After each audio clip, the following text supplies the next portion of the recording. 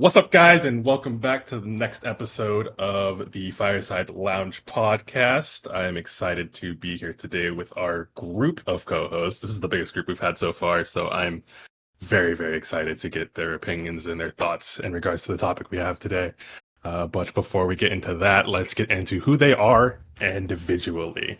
First and foremost, my name is Malkuvius, aka Smooth Malkuv, your one and only host of this here Fireside Lounge. Come on by the Fireside Bar and join us for one of these recordings one time if you find yourself on our side of the internet. Today we're joined by Sork Seat number 5, Mr. Right You Are Ken. Ken, how you doing? Doing well. Thanks for having me.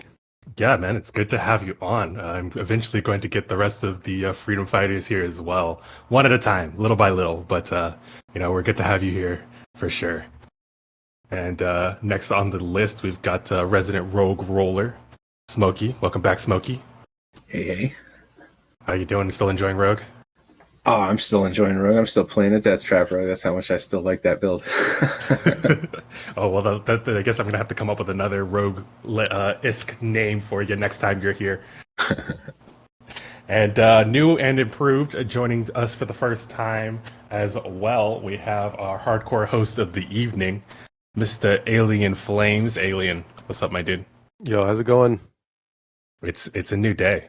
Oh yeah, There's another no hardcore day, being another some more time to spend on D4, huh? Not enough time though. Never enough time. Never enough time. Speaking of enough time, have you guys had enough time to play Season 1 this week? Yeah. Oh yeah, absolutely.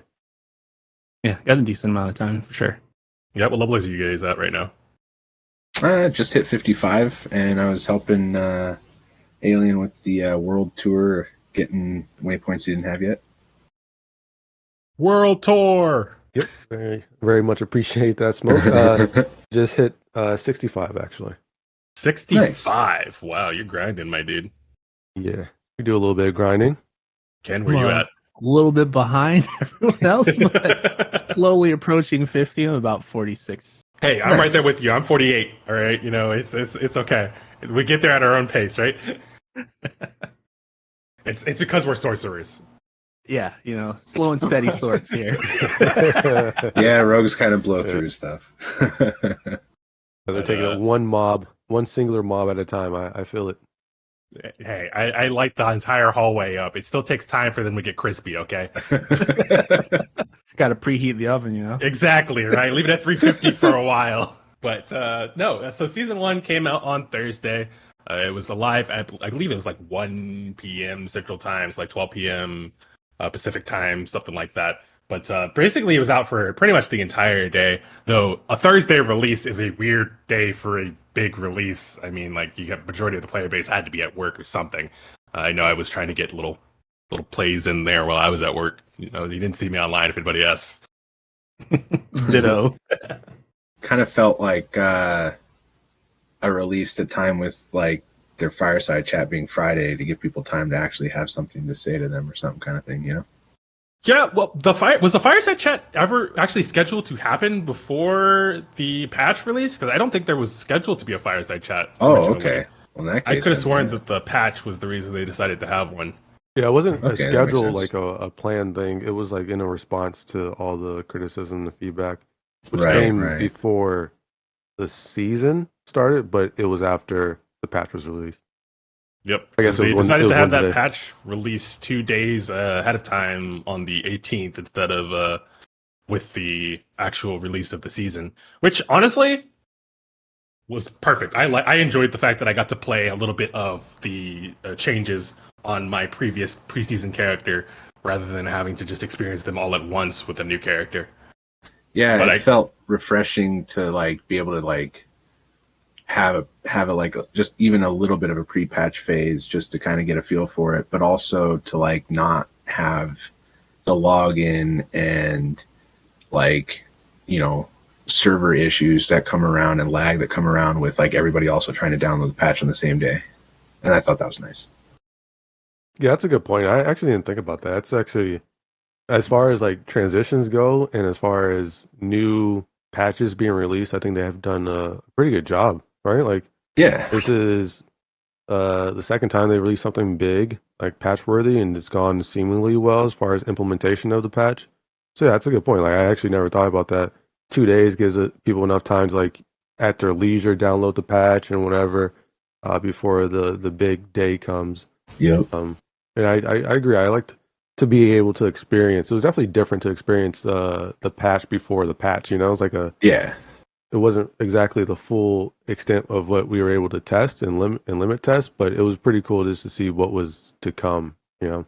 Yeah, we could see a Yeah. little bit of what the in-game builds would feel like, without, of course, the malignant hearts, which we'll Yeah, get into exactly. here soon How as well. how I've been kind of describing it to people, it's like creating like a pass play in football, but you don't have a quarterback, right? Like that's how I think of the how they implemented the patch because like it was like the main ingredient of the patch was the malignant hearts, and like we weren't able to even like get those. So yeah, Yep. But season one, in as a overall release, is a rather light addition to the game, with just adding those malignant hearts and those malignant tunnels, and a little bit of new uniques and items to the pool. But aside from that, it's essentially a very light addition. But in a still fun one, I would say for sure. I've only had a chance to check out maybe like 7 or so different hearts so far. There's 32 of them in the game. Of course, I'm only playing Sorcerer right now, so I only have access to the General and the Sorcerer ones. But those General ones are actually kind of good in a lot of different ways. I don't know if you guys have had any variety in that regard. I'm not sure which ones, to be honest, are general and which ones are class. I do know that ones that, I mean, some of them are very obviously class ones. I feel like some of the ones that might be like general ones that I picked up are like chain lightning, or I do like a fire burst or something like that after, so much energy spent or something along those lines. But the ones that are like for the class, the one that I specifically think is the just kind of the dopest concept wise, not necessarily like the power it puts in, but for rogues, your basic ability puncture, like in pre-patch, like or preseason rather, you were trying to kind of aim toward not having to use it to get to like an energy pool and like resource pool, like renewal rate that would allow you to just not have to cast your basic. And with this change, like, casting your basic every third puncture applies like a pretty big poison, and it's actually kind of nice. Yeah, Rogue definitely got some really good stuff out of this patch, especially with these hearts. And we can talk about a little bit more specifics in regards to what has changed around kits and builds once we get to that section. But I have a question here I really want to ask, because at this point, let's be honest, our listeners are probably so bored of listening to me, Smokey, and Alien at the cost. They're just always in chat, always talking. But we have a new person here who people don't get to hear from very often. So Ken, why don't you first off, why don't you give us an introduction, like a pure one, a pure who are you? We've never heard you before. Who's this? Who's this guy? So yeah, right, you are Ken. And a lot of people, well, some folks pick up on where the name's from, but if you've ever watched Most Extreme Elimination Challenge, that's kind of where the name comes from. It's two hosts, Kenny Blankenship and Vic Romano, and he would always say, "Right, you are Ken." Holy crap! I missed that. So that's the name, inspiration.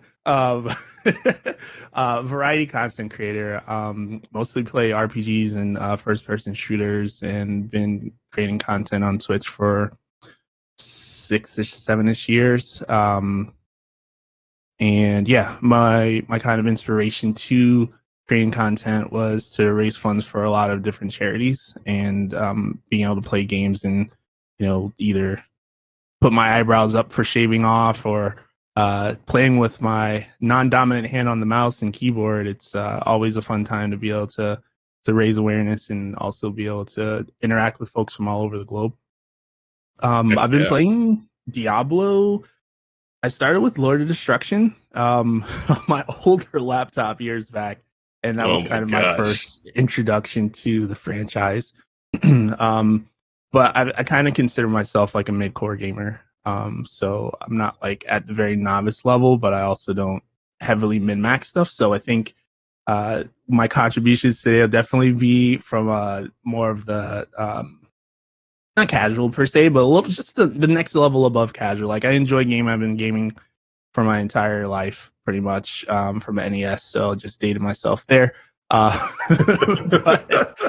Yeah, like I was super pumped for this release, and honestly, I've been impressed from campaign to the point where we're at right now. There's definitely room for improvement with the game, but yeah, I'm really enjoying Diablo 4. And yeah, Sork's been my kind of class. I played a lot of Wizard in Diablo 3 as well. So yeah, really excited to kind of be on the lower part of the totem pole. Still enjoying the game. I don't like to think about the comparison between Wizard and Sorcerer. I'll be honest, it depresses me. But no, I've had some time. I've spent some time in Ken's streams, and for sure, I definitely recommend if any of you guys find yourselves on his corner of the internet to stop by and say hello, because it's always quality content. And I honestly, the best part is that pure just enjoyment you have for Diablo, because you'd be surprised how many creators that are playing the game right now look like they're not enjoying it. And they look like they're playing just to play.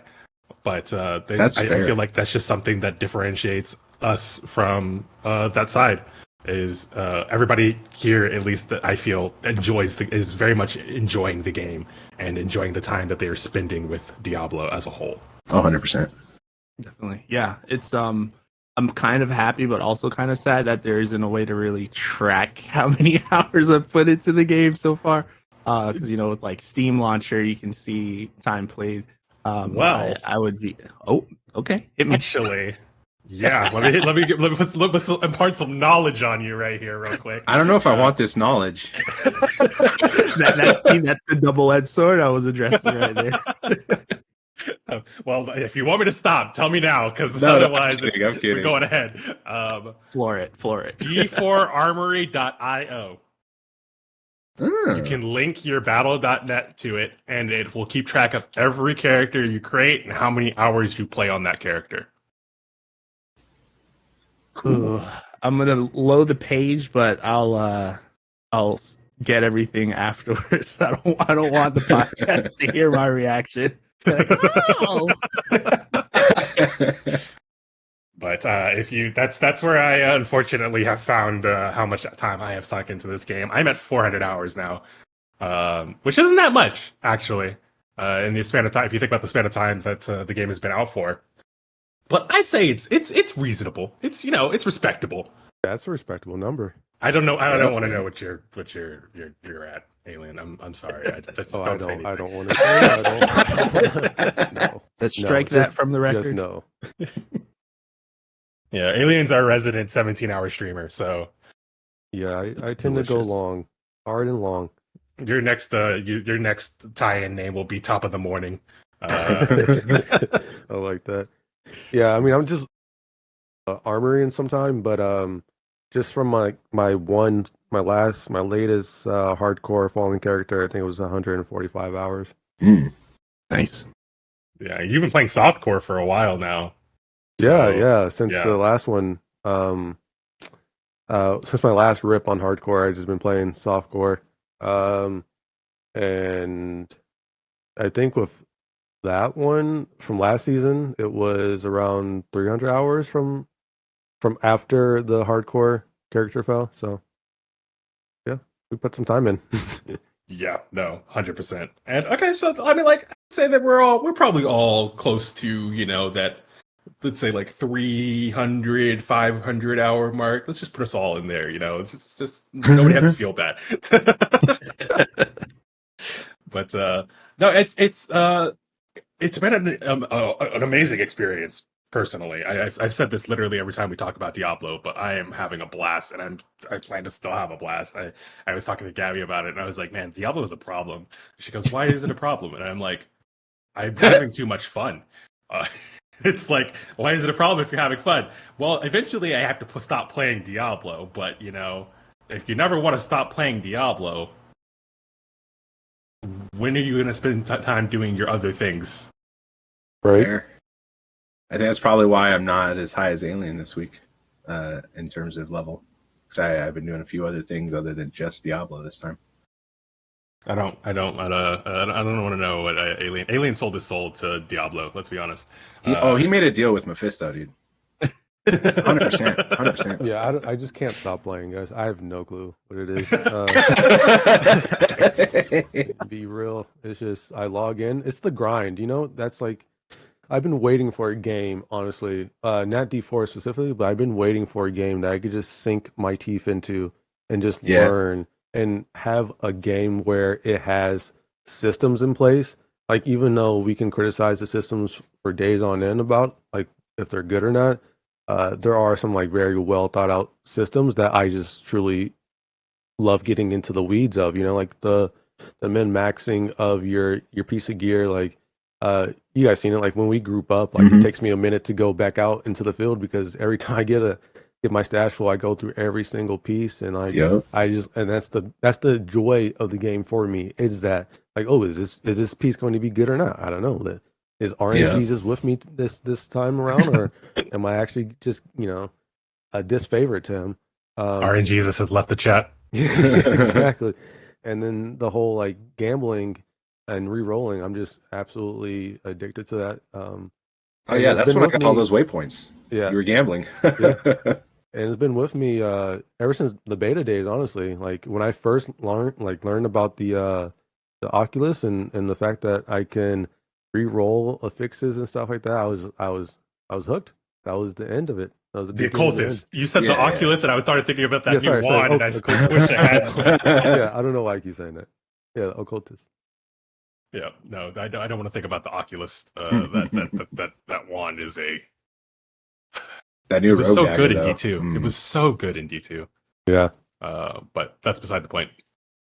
No, it's the grind is amazing. Let's be honest, the ARPG genre is not expansive. Unfortunately, there's not that many entries into its folds, which understandable. It's a niche genre to an extent. You know, I mean, like you could say it essentially started with Diablo, so it's not surprising that Diablo IV is like an extremely big ARPG. But you know, there's also Path of Exile, which is almost, if not bigger, just as big, which was started by D2 devs, and Last Epoch, which is in Steam on early access currently. I think they're on like patch 0.9 or something like that. They're about to get close to their official full release, and that game is good too. And then you have like your ARPG lights, like the latest one, Raven's Watch, which is a roguelite. It's essentially it's got ARPG elements. I can definitely see what kind of crowd they're trying to market to for that one. Then there was the Ascent when Cyberpunk was like big numbers. They came in swinging, going, "Well, that's cool. You want Cyberpunk, but what if you want Cyberpunk in an ARPG?" And then they dropped that. Yep. The game was a lot of fun. It had a lot of weird issues though. But yeah, no, this was a lot of fun as well. But yeah, I mean, the ARPG genre isn't unfortunately doesn't have a whole bunch of different entries into it. But typically, it does what it's meant to do. Is you want to make a character and make them as strong as however you want to. Okay, do it again. Okay, do it again. Okay, do it again. And that is the pinnacle of grind. I feel like you ground enough on this character. All right, time to grind a new one. Yeah, that's definitely what it is. And I feel like that can be off-putting for some people, understandably. You know, like I know the whole concept of like creating a new character for each season is very weird for a lot of people. It's like, wait, I just spent a couple months building up my character, and I have to make another one. Yeah, you know. Oh yeah. Yeah, true. That definitely struck a chord. In the folks coming from the Destiny community, there's a lot of people who are just like, what do you mean I have to start over? And I just said, I don't know if I'm ready to explain this to you, but I think that the terminology, because games have their definitions of seasons, like seasons in Destiny, you're still with your same character, but it's new content coming out. You're learning more about the story, things of that nature. But with seasons and traditional RPGs, very different. And so a lot of folks were turned off by that fact. But I think Blizzard didn't really expect, or maybe I might be wrong, but I don't know if they were really expecting this many people unfamiliar with the franchise to come in and play. The marketing seems like they were probably gearing towards that, but there were a lot of folks that I was like, there was no way I thought you were going to be playing a game like Diablo that are playing Diablo and trying it out for the first time. A lot of friends in my Destiny clan are playing for their very first entry into the Diablo franchise, and they're loving it, which is this is my first Diablo. Awesome. Yep, Same I love here. it. Let's be honest, Destiny had a lot of Diablo-esque mechanics in it to begin with. It is a MMO light sort of thing where you have, but you only have one character, and the one character only has a set of skills, and so all of your builds come around modulation of your weapons and stuff like that. But the ability to modulate your weapons like that is one of the like characteristics of a action RPG, I feel. Just having that in-depth customization ability. Because if you think about the aspects of an MMO, and I'm going to get into this is leading into why I think there are so many different types of people playing Diablo right now.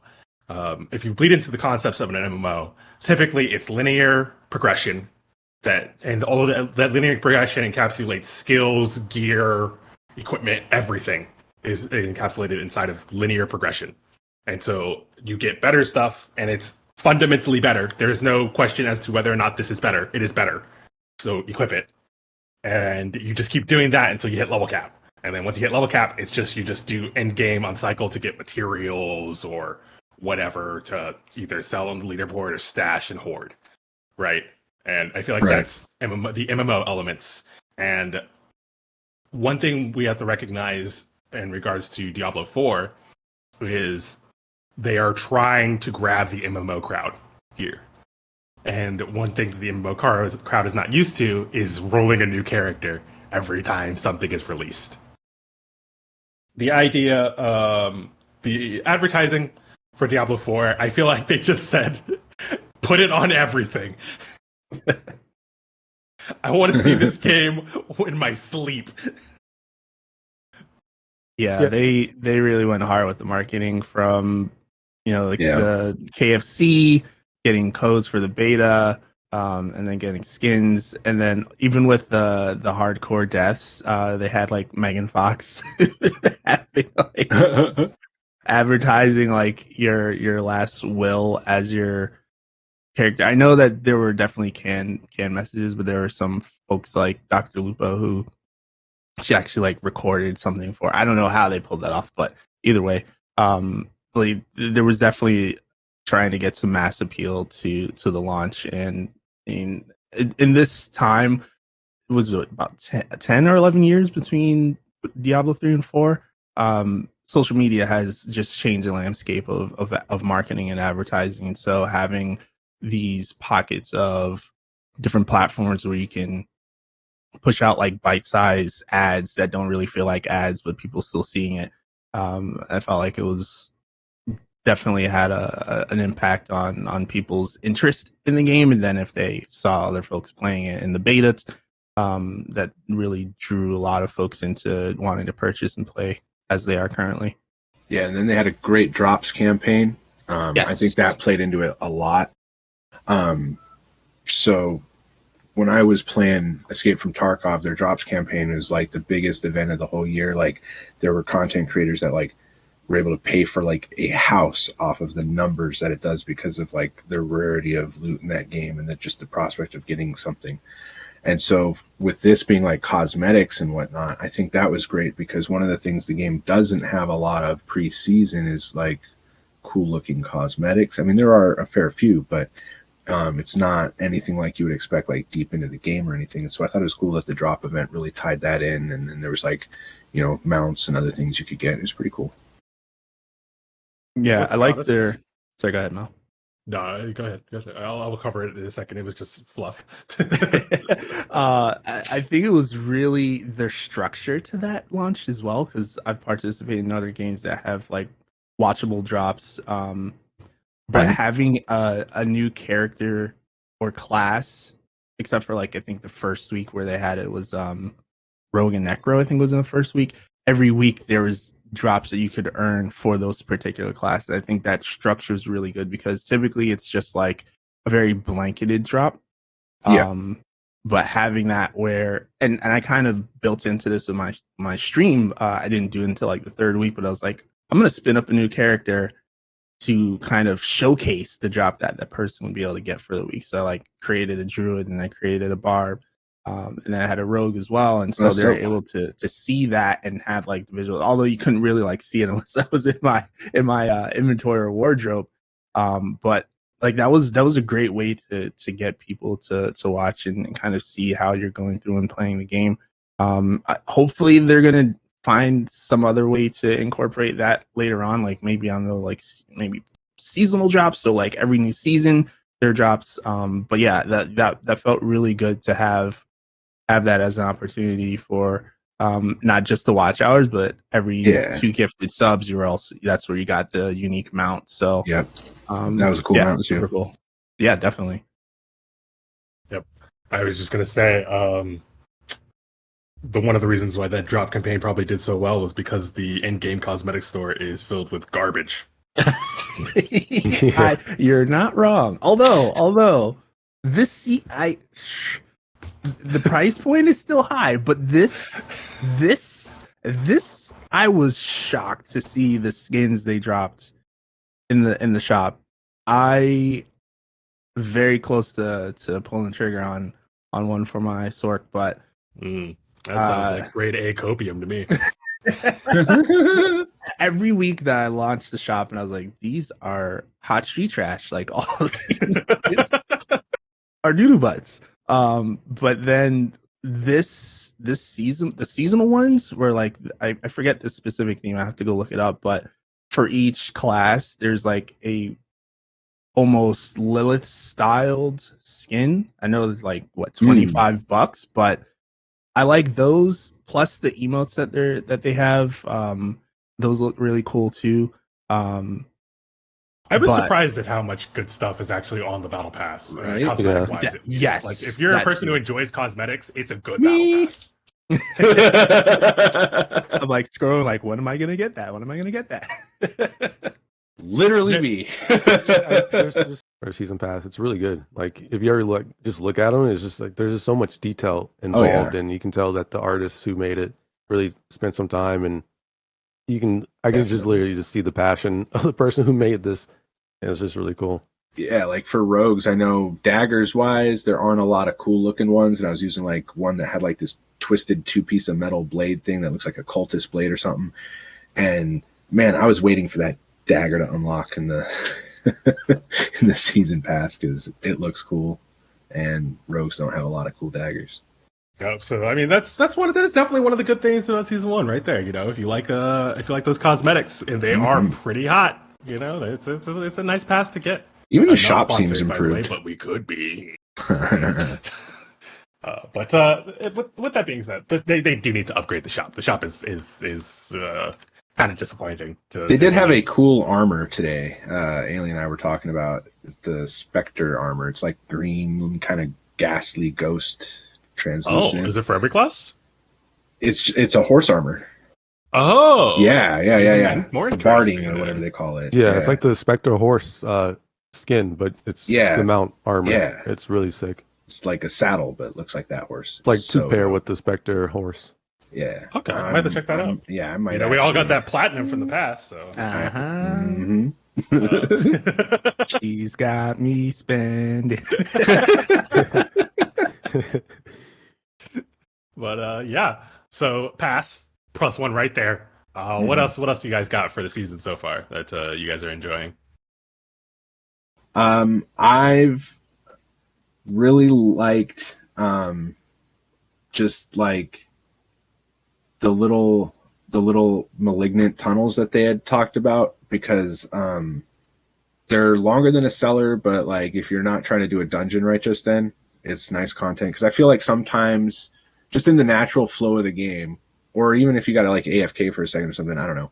But in the natural flow of the game, it feels like sometimes there's like, man, I don't have like enough time to do a dungeon right here, but I also don't want to like do this one thing over here because then I can't travel and do it. You know, like it kind of gives you something you can do that's a little bit longer than the shorter pieces of content that you try to like say if like you're waiting on a reset for Whisper Dungeons or something, which is another thing I like that they changed. The zones aren't all resetting at the same exact time, so then you don't run into that as much anyway. Yes, the disparity between whisper activities and the zones is definitely a great change. If one looks like it's about to expire, check the other one. Maybe it's got like an hour left on it. Yeah, that's probably one of my favorite things so far. Just because it shows that the developers respect our time, right? And I think, you know, with all the things we have been concerned about as a community, not necessarily just us as individuals, but like as a whole community, we've been concerned about certain things. And, you know, I feel like them at least, you know, showing, hey, you know what, we respect your time enough to like make this change is kind of cool. Yep.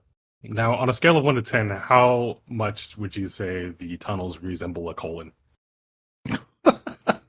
Not as much as Rod Ferguson tried to let on, so I'm kind of disappointed. No, not really. He thought he was going to get some life experience. Right? I thought I was going to learn about, like, I've only got, like, what, like 10 years before I'm in his boat, so I thought I was going to learn something. No, not really. If only. But yeah. If only.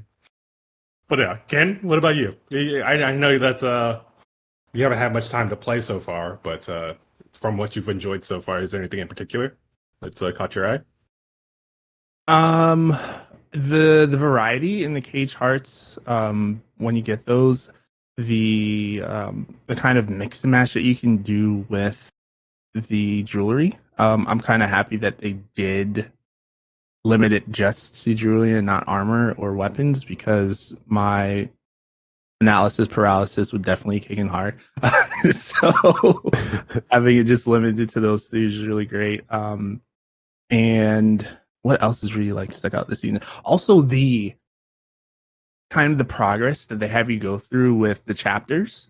I really like that you hit a certain point and they're like, all right, go explore, because you don't feel like you're gonna rush through it, and it has really nice pacing for me, at least. And it gets you out there to explore. Something else that I also noticed with that is how it progresses across. So you don't have to start back from zero when you go from chapter 2 to 3, for example. If you've already made some of those achievements, they have that progress saved as you progress through it. And that was like a really nice change. So like if I upgraded armor to like 4 nodes, that progress would already be complete and unlocked once I got to the next chapter. Yeah, the definitely saved memory was 100% nice to see. I definitely have really enjoyed the seasonal journey so far. I finished the campaign earlier today or yesterday, I can't remember. But like the seasonal storyline, I want to say it was like an hour and a half, 2 hours maximum. Yeah, it wasn't of story as content. it wasn't quite as story content as they had promoted. I felt like in the original Fireside chat, like we had like a cutscene, really. Yeah, I think it was mentioned that there was going to be a little bit more sauce, but unfortunately there was it was just a little bit. But I mean, honestly, I'd rather okay that they with it. work on the function of the game more than exactly. that kind of stuff to start. They've got time to make the stories more elaborate.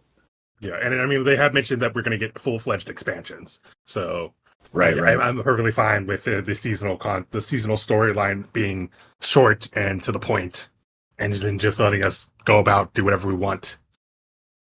Right. For now. What about you, Alien? Yeah, I've been thinking about this for some time actually. It's kind of hard to choose or to pick, but I would say one thing I've appreciated, even though I haven't really gotten too much into it, but knowing that I will soon, is the renown. So like my biggest question going into the season was how would we be able to get back to full completion of the renown, having like completed the Lilith statues and in Discovery of the map. So I was really excited to hear that they buffed the points for that you get for the completing dungeons in the area. So that Side makes it a quests little as bit. well. Yeah, and side Mhm, quests, mhm. exactly. So I think I like that. Just from a kind of like harking back to what Smokey was saying, it's kind of they realize like, for they definitely respect our time. And to have and side quests being buffed means that we can actually because I was kind of worried like, okay, well, what are they going to do with all these points? Because there's just so many points that the statues and the areas give. So I was Right. like concerned and thinking about, okay, well, what are they going to do? Because there wasn't any notes or anything about new content that would help us get us to max renown. So the fact that they did buff the points that you get from side quests and from dungeons, I like that a lot. Yeah, I don't remember the calculation as far as like the ratio between side quests and dungeons went, but I know I'm going to be hitting that side quest into dungeon list that we were using for preseason to finish Renowned off, because I think we might actually be able to just do those now and cap out. Ooh. Yeah, I think it was 10-point increase for both. Yep. Because I was like, when I signed in on Thursday, and it was like, ooh, clicking through stuff, and I was like, wait, what? Because there was one area that had like just finished doing all of the dungeons on, and when I got additional points for it, I was like, wait a second, how did I complete that? And I looked back and it's like, oh, okay, they increased that, which is nice. So, because some of those quests can definitely take you all across Narnia. Or Yeah, exactly. like you're just like go hit this waypoint and then talk to this NPC and you're done. And it's That's just why I liked it. That's why I like that they buff it because it makes it a little bit more worth your time. exactly. Especially when the quests are so. Uh, there's definitely some room for improvement, and a lot of them kind of just mesh together. And they're like all kind of like the same type. At least we're getting a little bit more benefit. 100%. I think we could all agree that Hawaii needs like 3 more waypoints. At least, yeah. It's, Aren't all in the same like square foot area of each other. it's literally 5 waypoints on the east side of the west side of the map, and then nothing, and then backwater. Like Yeah. literally, except for the tree up there in the top the northeast side. And Aside it's from that, nothing. And it's the biggest maze of like tiny little rocks that you have to go around to get through those zones. Those little bits of Yeah, So zones. it's really cool. It's but not It a is. It's not a mount friendly area. No, Not at all. No. Transitioning through that area is such an annoying like time sink. So I mean, hopefully we'll get another waypoint there eventually. Yeah, that'd or, be nice. we'll move on to another place. But yeah, no, it's having that increase to side quests and dungeons definitely helps out, because a lot of people don't want to do Renown again to begin with. Yeah. And who knows, they might end up getting rid of Renown entirely, or at least not having you need to complete it again to go on. Personally, I don't see an issue with giving us those 20 Paragon points to start off with every season if we've done it at least once. That was a huge time sink. Yeah, it is. The first time around, like having to do that every season again. Eventually, we're all going to know those side quests and dungeons by heart. Yep. Because that's 20 Paragon points. I'm not going to miss out on 20 Paragon points. Fuck It's no. huge. It's actually huge. Difference from like, you once you hit 50 being able to do a higher tier dungeon versus you barely being able to survive. Exactly. Yeah, that's like a third or so of your first board even. I mean, that's, You huge. can get to your second one, and if you've got your path like perfect, you can get out of your starting board for sure with 20 points. Yeah. So yeah. personally, it's a one of those holdover things that I feel like could definitely be removed. I agree. I definitely agree. I'd also like to see them just let us have all the waypoints we've unlocked, because like it was cool because like we had downtime as a group and stuff, but like I'm thinking about the perspective of people who played solo or like with like their one friend and they were like like maybe playing split screen TV or something on console and they're like stopping at the same time because they're in the same house, like that could get super tedious to get all those waypoints. Whereas like with us, I was just like riding off, like, all right, we're taking a fiver. I'm gonna go to the next waypoint nearest here, and I'll just unlock it. We can all have it. But it would be nice if we just had them. Like instead of just the city ones, it'd just be nice. Yeah, one of the things that I thought would be interesting was I felt like the waypoints should all be on that, like, there's like a main road that goes to Sanctuary that you could ride for the majority of the point, like through the game. Yeah. And I feel like all the waypoints should be adjacent to that main road. Because it would just make it all streamlined and you wouldn't have to like go to the far reaches of who knows where to hit that waypoint for when you need to go there for the world boss. Right. But waypoints are always, I feel like where you can teleport to in a game is always a big issue. Yeah. Because you don't want there to be too many waypoints, because if there's too many, nobody will ever transport any other way except for teleporting via waypoint. And if there's not enough of them, you're spending too much time moving from point to point, not using waypoints. Yeah, that's very true. It's actually a point that like I played New World before, like last year for some time, around I don't know, like 2,500 hours, and that was definitely a topic of discussion and a concern for me in New World was, well, like they did a good job of having this is kind of off topic, sorry, but I'll bring it back. It was kind of like they had a really good system for the waypoints and the TPs, but there were definitely some areas where they didn't have as many TPs, and those areas were just like not visited at all because of how hard it was to transverse the environment. And so like though Howazar is even kind of like one of the hardest areas to traverse through, I do like the fact like there is the backup of having a mount as well. So like you can at least get from point A to point B without having to just trounce there, So yeah.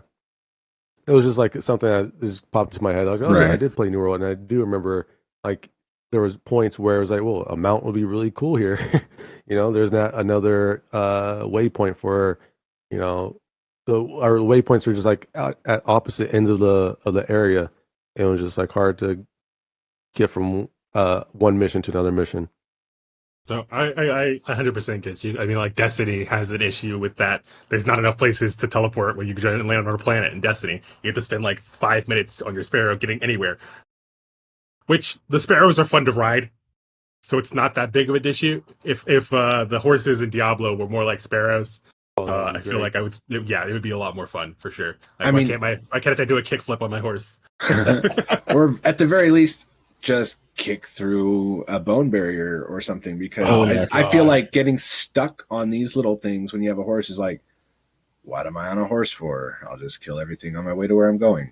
Because you get in these long fights and sometimes those areas spawn a whole fight. And it's like, yo, can I just like kick that with my horse or something? Why can't my horse jump? It can jump over some gaps. Right, it can jump gaps, but it can't jump over this little like bone fence.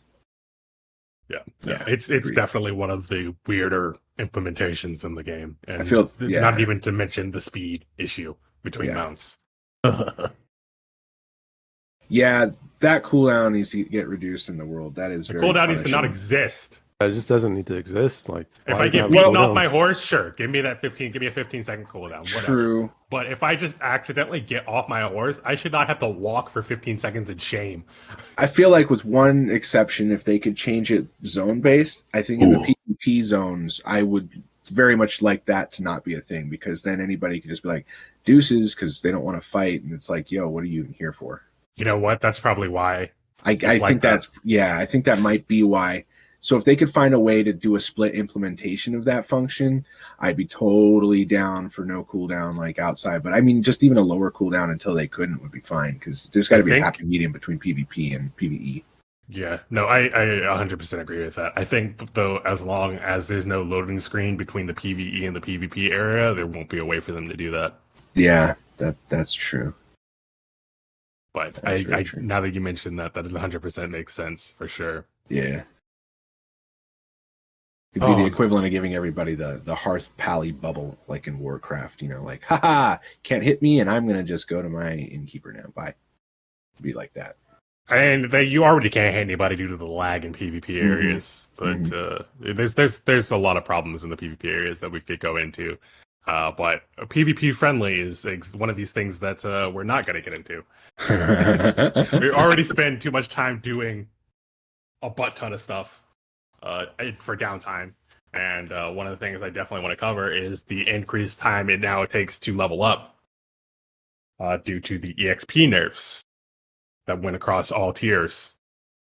Did you guys have any comments in regards to that? How do you guys feel about the fact that it's going to take longer to level up now?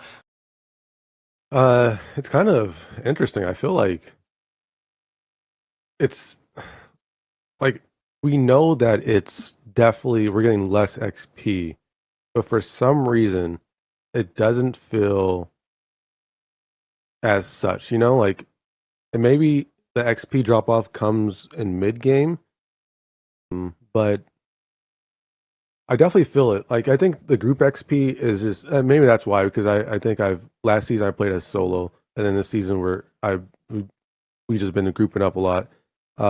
So like maybe that balances it out, but I do feel at points when I think the issue is the fact that you have to fight higher tier, like higher level mobs to get the floor of what we were used to getting. You know, like it's hard. We're never gonna get the XP that we used to get, like the 25% for fighting 3+ mobs, for fighting a mob that's 3 levels above us. So it's like we're having to work or play a little bit harder content to get the least amount of XP that we were getting from previous season, you know? Yep. And I mean, I will say for sure, this is the easiest tournament's been in a Diablo game, I feel. Like, Diablo 3's tournament and Diablo 2's was significantly harder, in my opinion. Though they could just be that I didn't run high enough cubes in 3. But I would say, like, the general difficulty of the game is a lot easier. So I can understand why a lot of the nerfs went into place. And I mean, like, the EXP grind in and of itself has gotten more difficult, but like you mentioned, it's not as noticeable when you're in a group with the group XP. And I feel like they're trying to lean into group play significantly more. Yeah. Yeah. They're definitely trying to encourage that, because us playing all in a group has felt really, really rewarding. And I do remember one of our friends, Grim Viper X, was saying to us specifically, Mal, that he was requiring like maybe some people to run with, because he felt like he wasn't getting as far as everyone, like, you know, around him and in his friends list, and, you know, his streamer friends and whatnot, because he was running solo. And so, you know, we told him, hey, run with us anytime, kind of thing. But like that gave me some perspective on that too, in that, like, if you're not in a group, it feels way more punishing to have this XP nerf than if you're playing with people. Because as long as you're playing with people, it really hasn't seemed so bad. Yep. No, 100%. And I mean, like, you can have your pots popped, and you could be doing your higher tiered content, but at the end of the day, you're still missing out on that 10% increase. What about you, Ken? Have you been playing with anybody on the regular, or are you just sort of trudging through Sanctuary on your lonesome? I was actually gonna bring it up because with the season, I found myself playing with one of my clanmates, kind of like on and off if we're on at the same time. So I really am gonna have to to run solo and kind of see how it goes. My kind of flow is hitting more of the kind of like public events, so doing the legions and the world bosses, and also the whispers. And when I knock those out, I feel like I get a pretty decent amount of XP. But I haven't done enough truly solo to feel that disruption in earning. So I'll definitely have to like test that out a little bit more. But it's kind of just been those bonuses you get from like the campfire or running my elixirs. So usually it's just it feels the same to me. But I'll have to definitely jump on and do some more activity. I'll probably after the session just kind of hide offline and just start running around doing some stuff and see how it goes. But yeah, like it definitely feels more rewarding. Like before this, I just finished World Tier 3 with my clanmate, and he was a little bit higher than me. And so I was definitely taking some hits from the enemies for the capstone. And like it felt really good to get the XP after and completing it. But yeah, I haven't really noticed because I just haven't really run too much solo. So I'll definitely have to get into some dungeons and kind of see how it feels. Okay. Yeah. No, it's I feel like I've done equal parts grouped, equal parts solo. So I feel like I've gotten like a little bit of both, and it's definitely it's not like super diminishing returns when you're on your own, but I can definitely feel how much slower it is compared to when we were in our group farming out strongholds and stuff like that. Because you got to remember, not only are you getting the EXP bonus, but your clear speed is also faster. Yeah, exactly. That's the biggest Yep. point. Is the efficiency at which you can gain XP, right? Yeah. Yeah. And that's the thing. It's like before, so in comparison to like preseason, like I was able to clear, and we were able to clear just such higher. Like, it's actually really funny. We were able to clear higher level stuff faster than what we're able to clear lower tier stuff True. this season. Does that make sense? Like, so like Yep. No. I was able 100%. to clear like level or tier 23 at a lower character level last season, but this season I have to be a higher level, and we're also still getting less XP. Though I will say like the urns of aggression, which is like the XP boost that you get that you get from the season pass, does help a little bit. But yeah, they're definitely just like making us work a little bit more, which I don't mind.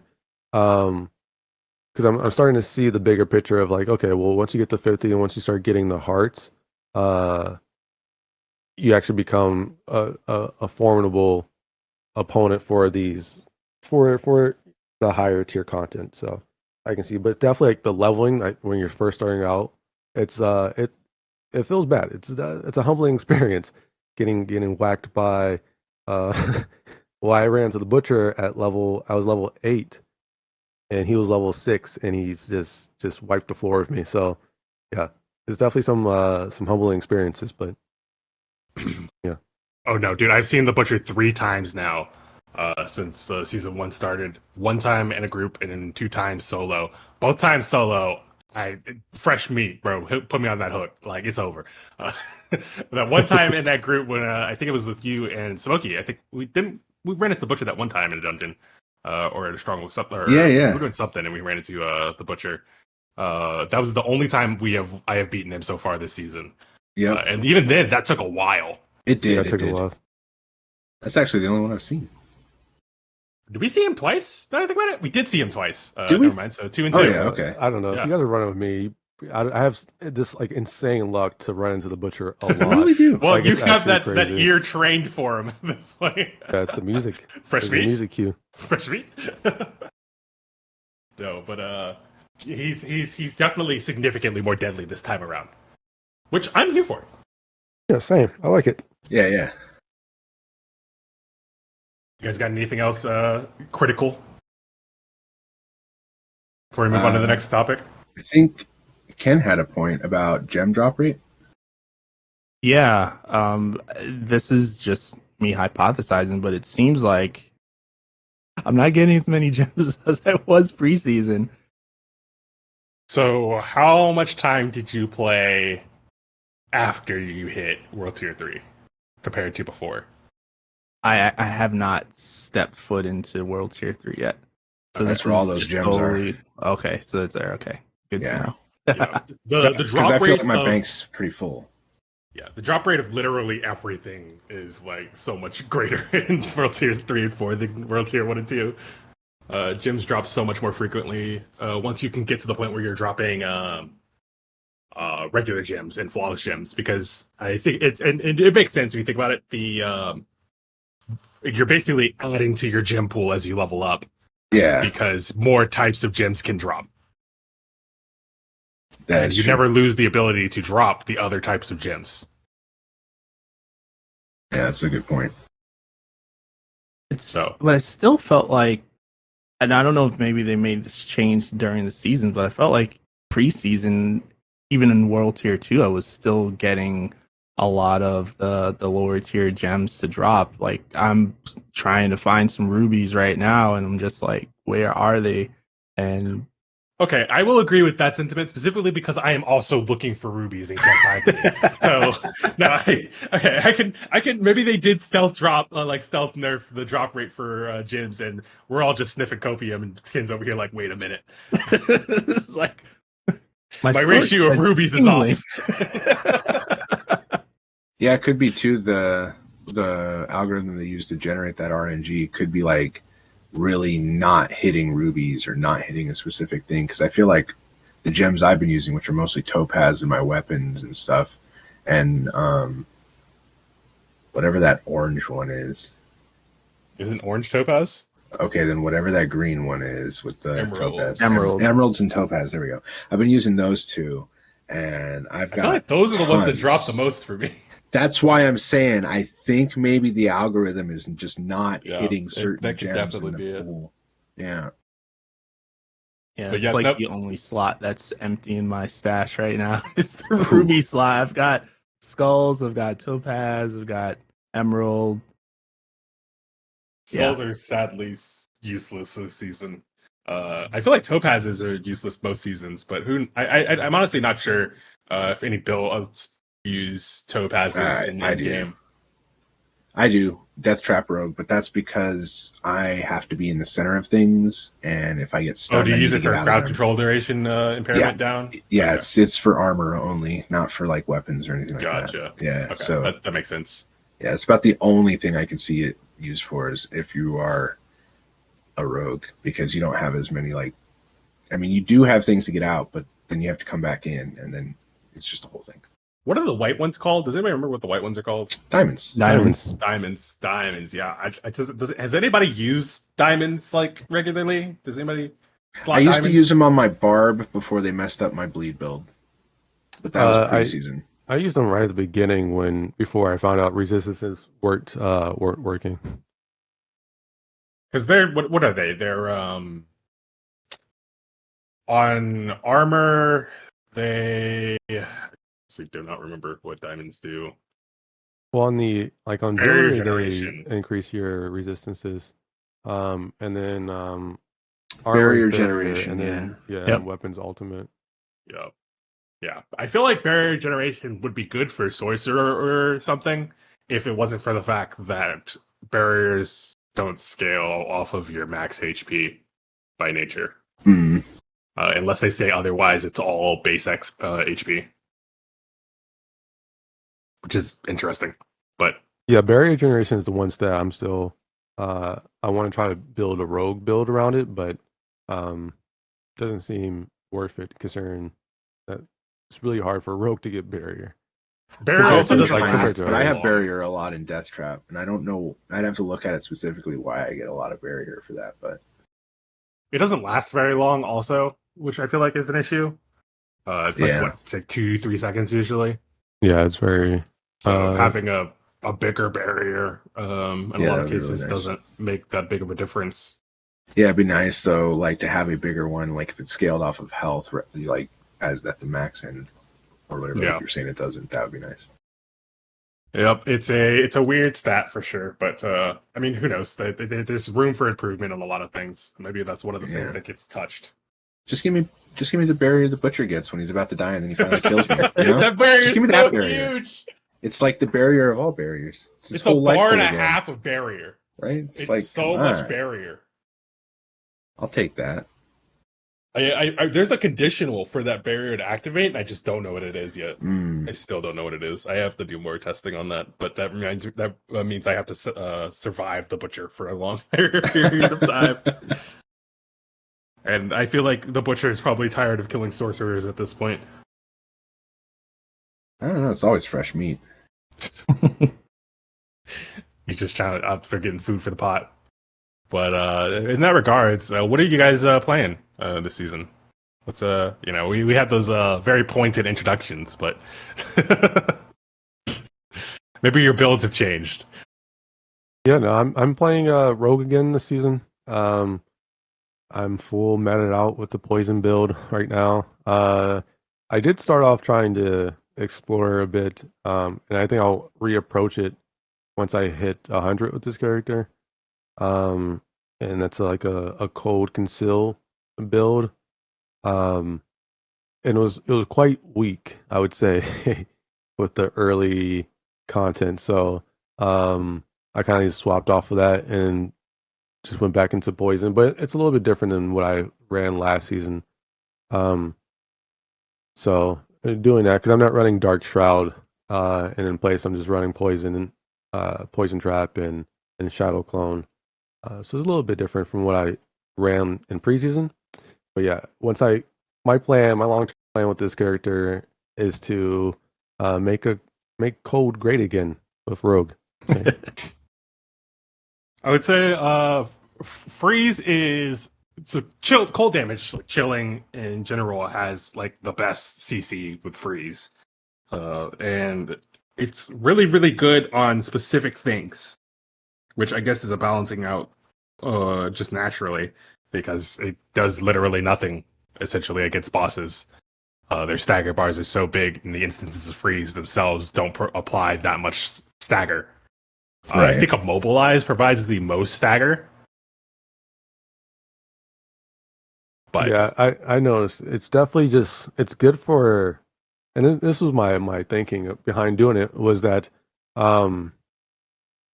for the like just the clear speed of a dungeon, right? Like if we think about it, like we spend probably 95% of our dungeon time fighting mobs, right? We're clearing constantly. We don't really have that much time fighting a boss. In fact, I feel like bosses are a lot more squishier than some of the mobs, right? And then with the mob density being buffed, my whole thought process is okay. Well, code is definitely the best CC, and I think for almost every class.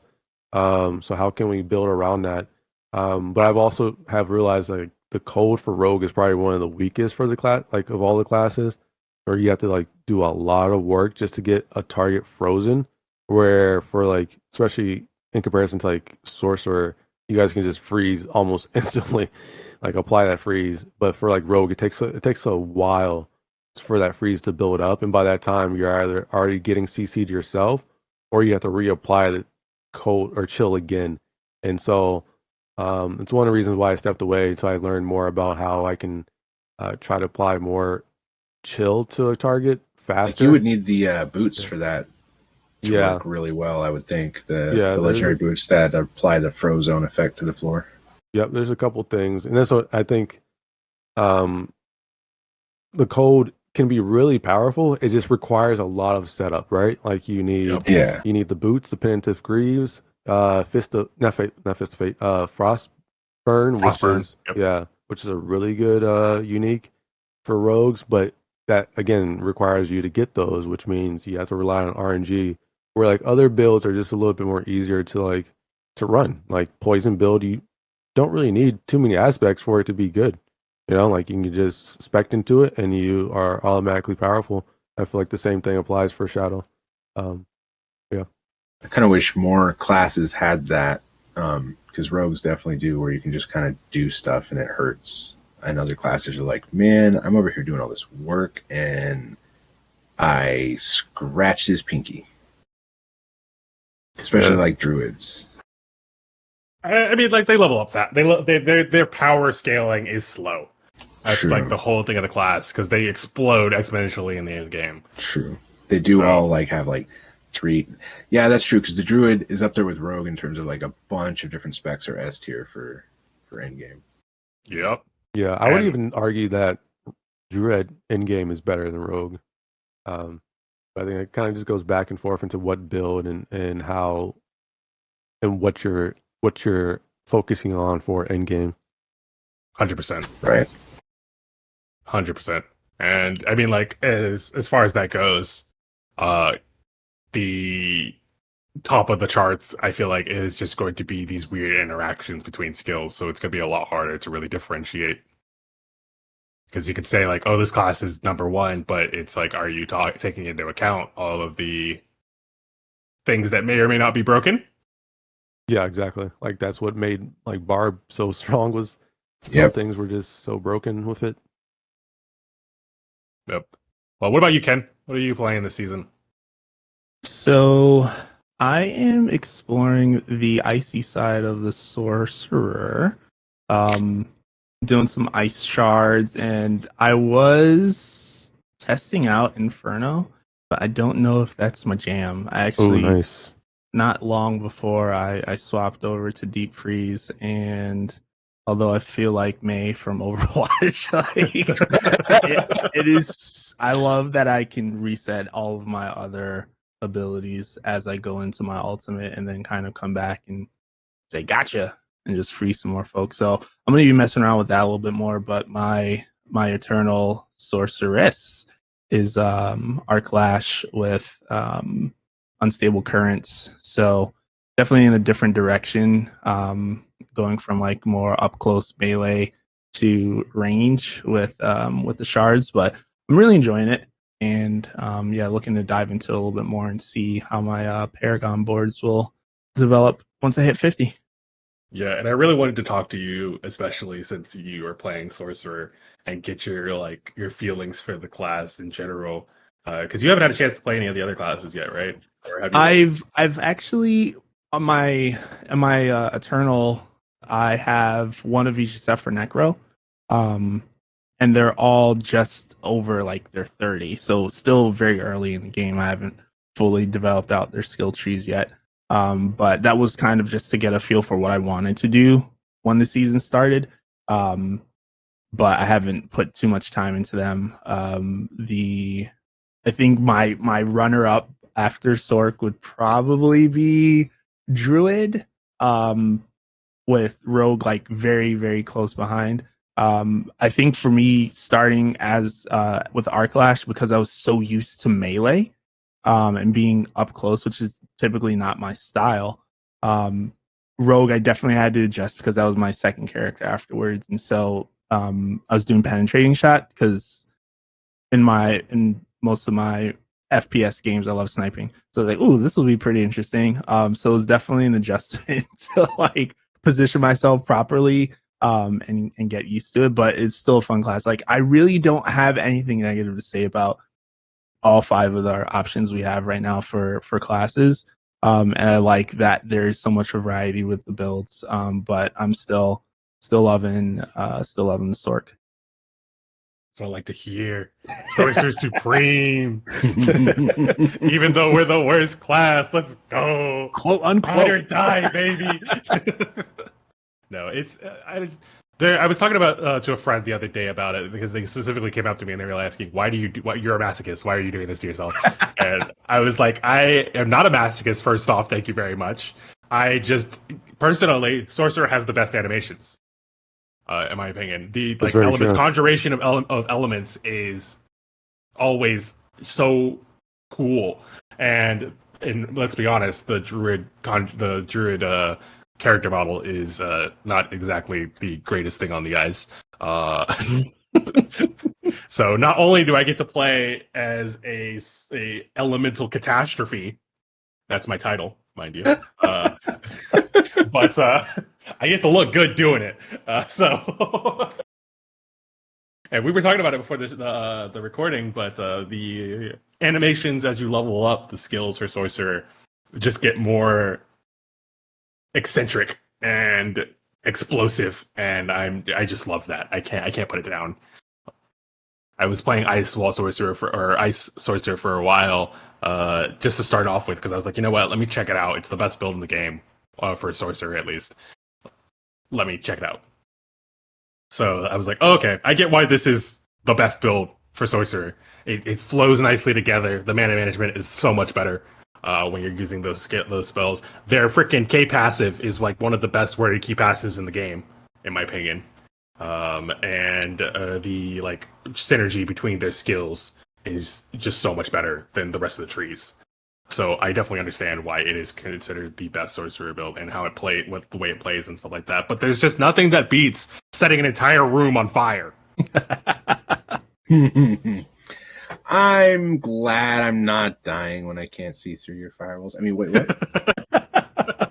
I apologize for all the dots on the ground and affixes from the Nightmare Dungeons that for some reason always show up underneath the firewalls.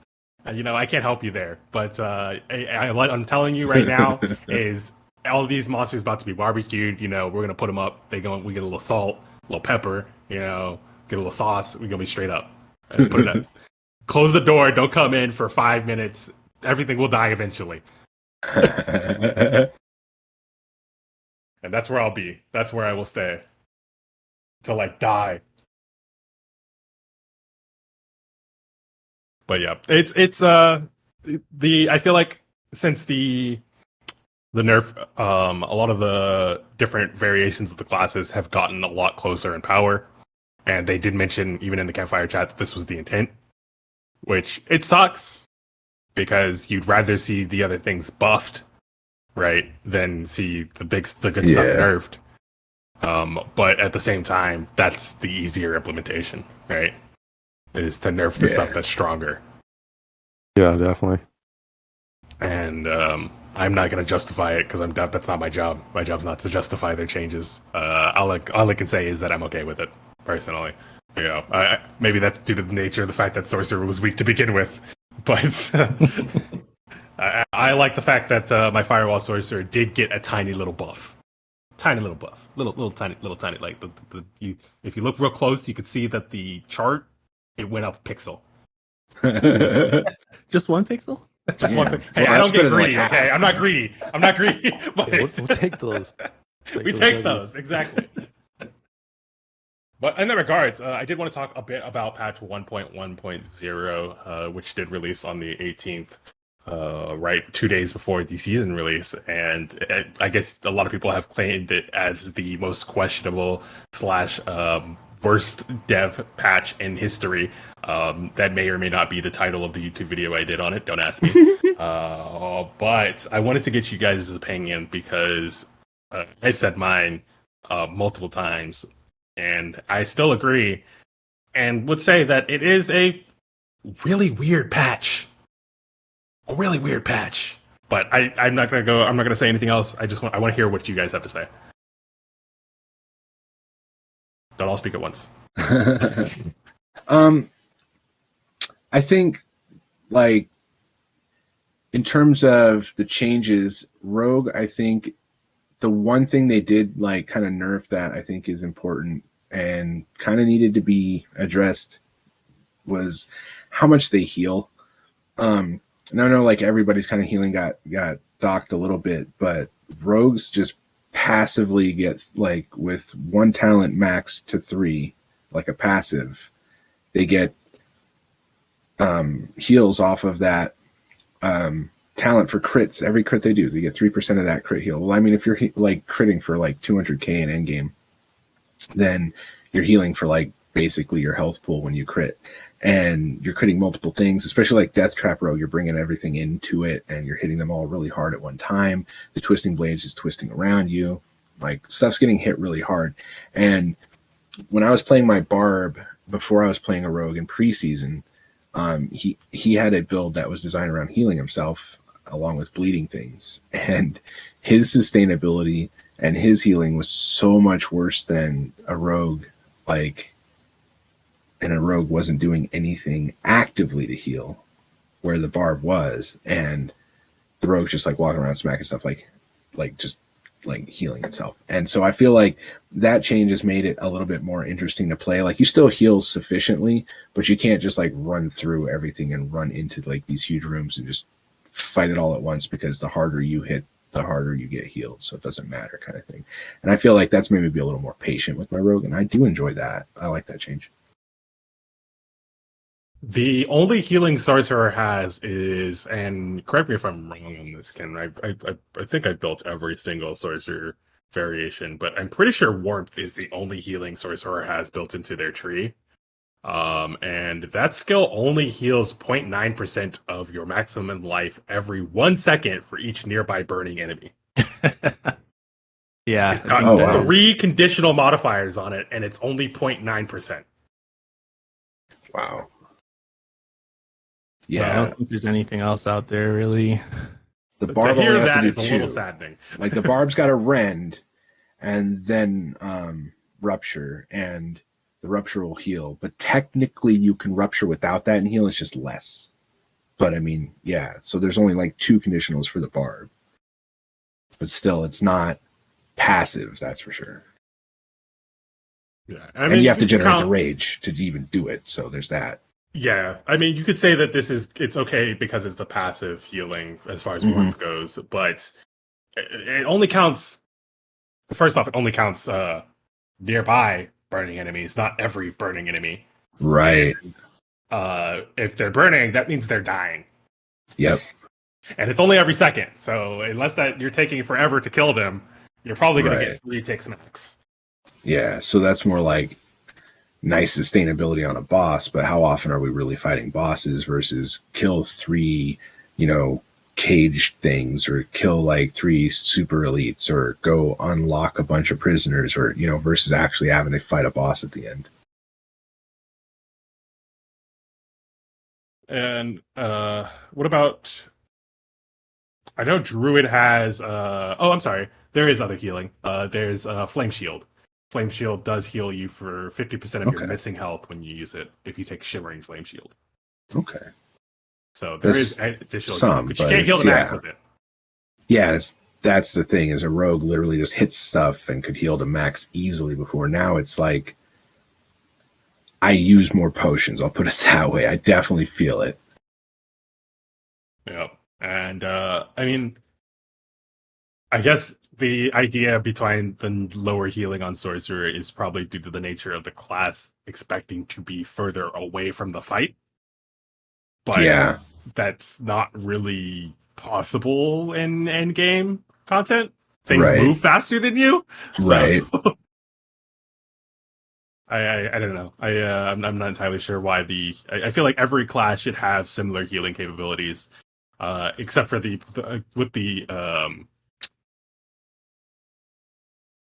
with the exception of the pure melee classes like barbarian and druid, for the most part. Like if you're playing werebear, or Right. if you're playing just pure melee druid, barbarian. In those cases, you would want more healing built into the skills, but you just build the healing into the skills instead, right? And have that be deciding where you're positioned and how Yeah. you're healing based off of that. Yeah. And it would be nice if it was a little more rewarding. So I feel like if it's not more rewarding, at least you're not, getting so outcompeted by a rogue on healing anymore. Yep. But that's just one section of things that change. The overall damage that players do and the damage reduction that players could get was also nerfed significantly. So things hit harder, and you deal less damage. They did overall. say that was one of the things they said for that. I know we're going to get to that, but the campfire chat, that is one of the things they said that they wanted to adjust that I thought was very important, was our durability, viability sort of in content. Survivability is in That's general. the word I Yeah. wanted. Thank you. No, you're good. Yeah, the survivability in general, I feel like is a big issue in game, especially with the nature of resistances. Yeah. So generally non-existent And they right did now. say they're working on that, I think, for a couple seasons Yep, from now. season So that'd two. be nice. Season Okay, so two. next one. Okay. Yeah, Yeah. it's a fundamental issue that needs to be fixed, but it can't be fixed too fast, Right. because it needs to be fixed correctly. Yeah, which means whatever change that they are going to maybe implement would have to be something very simple and easy to pull off when they do get resistance. Otherwise, we would be too tanky. So, How do you guys feel about survivability so far this season? I feel pretty good about it, personally. Yeah, I think it's definitely it's just like what Smokey was saying earlier. I definitely rely more on my health pots than in previous in the preseason. Um, like as a comparison, I think in this first couple days of the new season, I probably used the pots like I don't know, like just like a lot more than I have in the entirety of last preseason. So it was definitely a switch up or just like an adjustment for me to get used to using my pots more. Um, and just like that it's like we were saying, like we're doing less damage, but also getting hit the same amount, if not more now. So like one hit from just like a simple mob can put me down to like 40 to 50% of my health. And you times that by like 4 or 5, 8 mobs in the area, and you're just like, oh shit, I'm basically getting a one shot from some trash mobs. Doesn't feel good at all, you know. And Yeah. then once you get to areas where it's just like highly congested with not only those trash mobs, but then you have elites on top of that who have like those just like triple affixes onto them. You know, they have the electric lance or whatever, um, suppressor. Then they go the Fortnite route and have the walls and stuff, and it's just like they have all these things going, and all this AOE and all this CC, and you're just like, wow, I got a kite. Looks like I'm kiting in this fight, you know. So it's just interesting that they decided to do both, um, nuke our damage while also nuking our survivability, um, all the while not adjusting the mob damage output, you know, while also at the same time doing the cooldown reduction, which they believe is the most important stat, but not really giving us anything back, you know. So this patch definitely felt like they were just taking away a lot and stripping us of a lot of our mechanics that we were so used to. Um, and I think a Right. part of it was that maybe they just think that the hearts are enough for them to go ahead and remove a lot of the power that we had and a lot of the survivability. Um, yeah, so that's just some of my thoughts. I think obviously the vulnerability needed to be hit. I think it Yeah. was one of the things that is good from the patch. Like, yeah, of course it's a good thing. Like, I think it's just it was too overpowered. However, I think just having it introduced like that and the way they did it is weird because like they fixed the problem but didn't really solve it. You know, like they tuned down vulnerability, but there's no other option for us to spec into that's Right. that has like a more balanced way for us to clear mobs. So I think it's still a weird place for the game, and for people who are trying to push for higher tier content because it's just like we're stuck where okay, well, vulnerability isn't as strong as it used to, but what else am I actually going to spec into? Because there's really nothing else. I mean, crit damage also got hit, so what do I do? You know? No, Yeah. yeah, 100% agreed. The one of the things that people have to face though is that we're not getting that damage back most likely. This is where they want the game to be until so that they can start like slowly working up to the power level that they want us to be at. I feel like, and a lot of that builds into the conversation of are we as content creators hurting the game? But I feel like that in itself is a topic that should be handled for situations that are like I don't think any of us here are continuously posting those gigantic like billion number YouTube videos. No. So, and I feel like that also bleeds into the thing of why can we not do that, right? Like Right. that should be if I find something that does a billion damage. Well, first off, is it due to a weird interaction, or am I actually just like able to do that in the game's rules and mechanics? Right. Right. Yep. And if it's the former, sure, of course, it needs to be destroyed, absolutely deleted for sure, because it's there's a word for this, and I'm just completely not remembering it at all.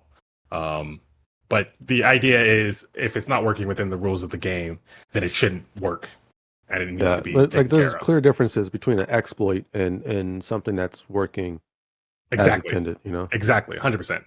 And the difference here is how strong do they want us to be? They haven't given us a strong, like a solid answer to that question yet.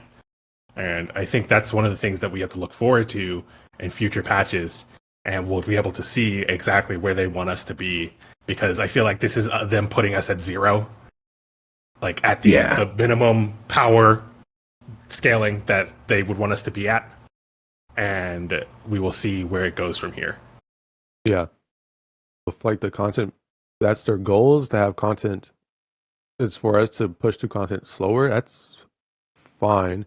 I just like to have more options of like, okay, well, they don't want us to use vulnerability as much, but there's not really other things for us to use. So what's coming is my things. Like, okay, well, there has to be something else, right?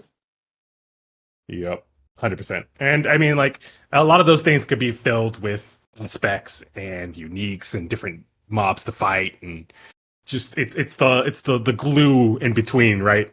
The book, the pages of the book, the glue in between that is holding it all together. Because you can write me however you want, and I will play it within that scale. But I need to have things to bounce off of. Yeah. I need my challenges, but I also need to be able to test my builds and see whether or not I am performing correctly. The ARPGs are built all on the power fantasy, so I should be able to experience that power fantasy. Yeah. Yeah. No, that's fair. So that's my 10 cents away from these changes specifically, and we did get some interesting good stuff from this. Like the buff to damage over time, like in general, damage over time before this was pretty bad overall. Like you were not playing a viable build if you were playing damage over time, just due to the nature of the bucket system. Especially if you're in a group, because your damage is so back-ended, everybody kills everything before whatever you was set up actually happens. Right, and I feel like when you get to that sort of thing, the damage over time build should be the boss killer, right, or the gigantic AOE killer. However, Absolutely. it wasn't that either, because crit damage and vulnerability damage was just so prevalent. So, like Alien mentioned earlier, I was glad to see the nerf to vulnerability because it needed to happen. However, it's not where vulnerability needs to be, I feel. And I've said this before, but I personally think that we shouldn't have bonuses to vulnerability. Vulnerability should just be a status effect you apply, and you get the flat bonus of whatever vulnerability it does. Yeah. I mean, Similarly, exploit should be the same for every class, instead of have the two quote ranged classes not get the dope benefit, the really good benefit of the exploit glyph, and have to settle for like some knockoff. I don't think that's fair either. Yeah. See, I don't think that the exploit glyph should be changed to be the melee one. I think everyone should be changed to be the ranged one. That's kind of where I was thinking we were going with that. And so it's just like if it was uniform too, because it's not fair for half or less than half to be underpowered from that glyph alone compared to the other 2/3 of the class choices. 100%. And I feel like the reason that it's that way is because they had that idea in their head that the ranged classes aren't going to be up close, thus they don't need the benefit of applying vulnerability to delete enemies faster. However, there's really no range in this game. No. Range is literally as long as they're not in melee distance, which is such a weird description. Yeah. Well, so that actually ends up being about a character's length. Yeah, it is. But the thing is if you fight anything, it's gonna come within close range of you. Yep. Unless you can stop it Yep. somehow. Unless it's those those Unless they're the corpse Casters, where just yeah, off the screen corpse you. bows, yeah. Yep. Those things are the worst. Do y'all have a least favorite enemy in this game so far? Well, Not corpse bows, not corpse bows. Not corpse the bows. red race, Not corpse bows. the red race, just like they got all the lightning of like elite mobs, and they're just like little normal ass mobs, and they're just like, what if I told you dead? And I'm like, what? Dead? Where were you? And they have like a long laning one too that like they just go boop, and you're like, oh cool, I'm dead from the other room now. Nice. Lightning enchant. Yep. Yeah. Lightning enchant is so annoying. Well, they don't even have to have. I think they just have it. Those mobs, the red ones, they just have lightning enchant isn't a actual affix that goes on. Okay. It's just something that wraiths and some elites have. Okay. I think it's just wraiths though. Normally, they lightning enchant an enemy, or the shamans have it as well. I get one shot by those. Whenever you see that like tendril of lightning that's going between one enemy to another, yeah, I hate that. It hurts. If you attack the enemy that the lightning is chaining to, you'll see that little shock lane come out of them sometimes, and it'll be pointed at you. And if you it's attack, like deflection. Yeah, and if you attack the wraith or the shaman that is casting it, the shock lane comes from the enemy they are casting towards you. Right. So even if they're off screen, it can still hit you because you're attacking the caster, which is it's a cool interaction, but it's such an annoying attack. Yeah, like when you first run into it and you don't know what the hell is going on, and there's like mobs everywhere, you're just like, wait, how the fuck did I just die? But then once you start to realize, like, especially for shamans, you start to realize just how powerful you are when you face those type of mobs, because you're just like, I'm dead from what? Right. Yeah, you have to attack the shamans first. Mm-hmm. Yep. What about you, Alien? What's your least favorite? Mine is actually the Hornets. Oh yeah, Hornets that shoot out boys. Yeah. Yep. The Hornets who shoot out Hornets, those are I hate those things, because like they're just like the regular mobs, but if you get like the whole like ape stronger together type of mentality where it's three Hornets together, you're down. You're down. Oh yeah. It's just like, and you can't get to them. It's actually insane. Yeah, they're shooting all those fireflies at you, like, bro. It's the Diablo bullet hell. 100%. They deal so much damage. It's not even funny, and they poison. A crazy amount of damage. I take more damage from them than the boss of the dungeon that they're in. Yeah, I've actually failed a ghoul run. I think is it the slums one? Yeah, ghoul run slums. Yeah, where all those are at the beginning. I failed one of those with 4 lives or whatever, because those things killed me before I even got to the first boss, and I'm like, that sucks because I could fully kill them. Aside from the part where this tiny little room of a space on a rooftop is just all accidentally green. Walked into the firing squad. Yeah, it's just all green. Oh shit, this is not where I parked my car. My bad. Yeah, I mean they're just they're like the corpse bows, but if the corpse bows were semi-auto, like SMGs, yeah, they literally go brrr. Yeah. Yeah. I don't want to imagine that. That's nightmare fuel, 100%. Like semi-automatic corpse bows. It's crazy. That's what the Hornets are. But just maybe a little bit less damage, but they're still just as powerful. Oh my god. Oh yeah. Them and corpse bows, yeah. What about you, Ken? I mean, my choices have been taken already. So. No. But Rangers and Bears.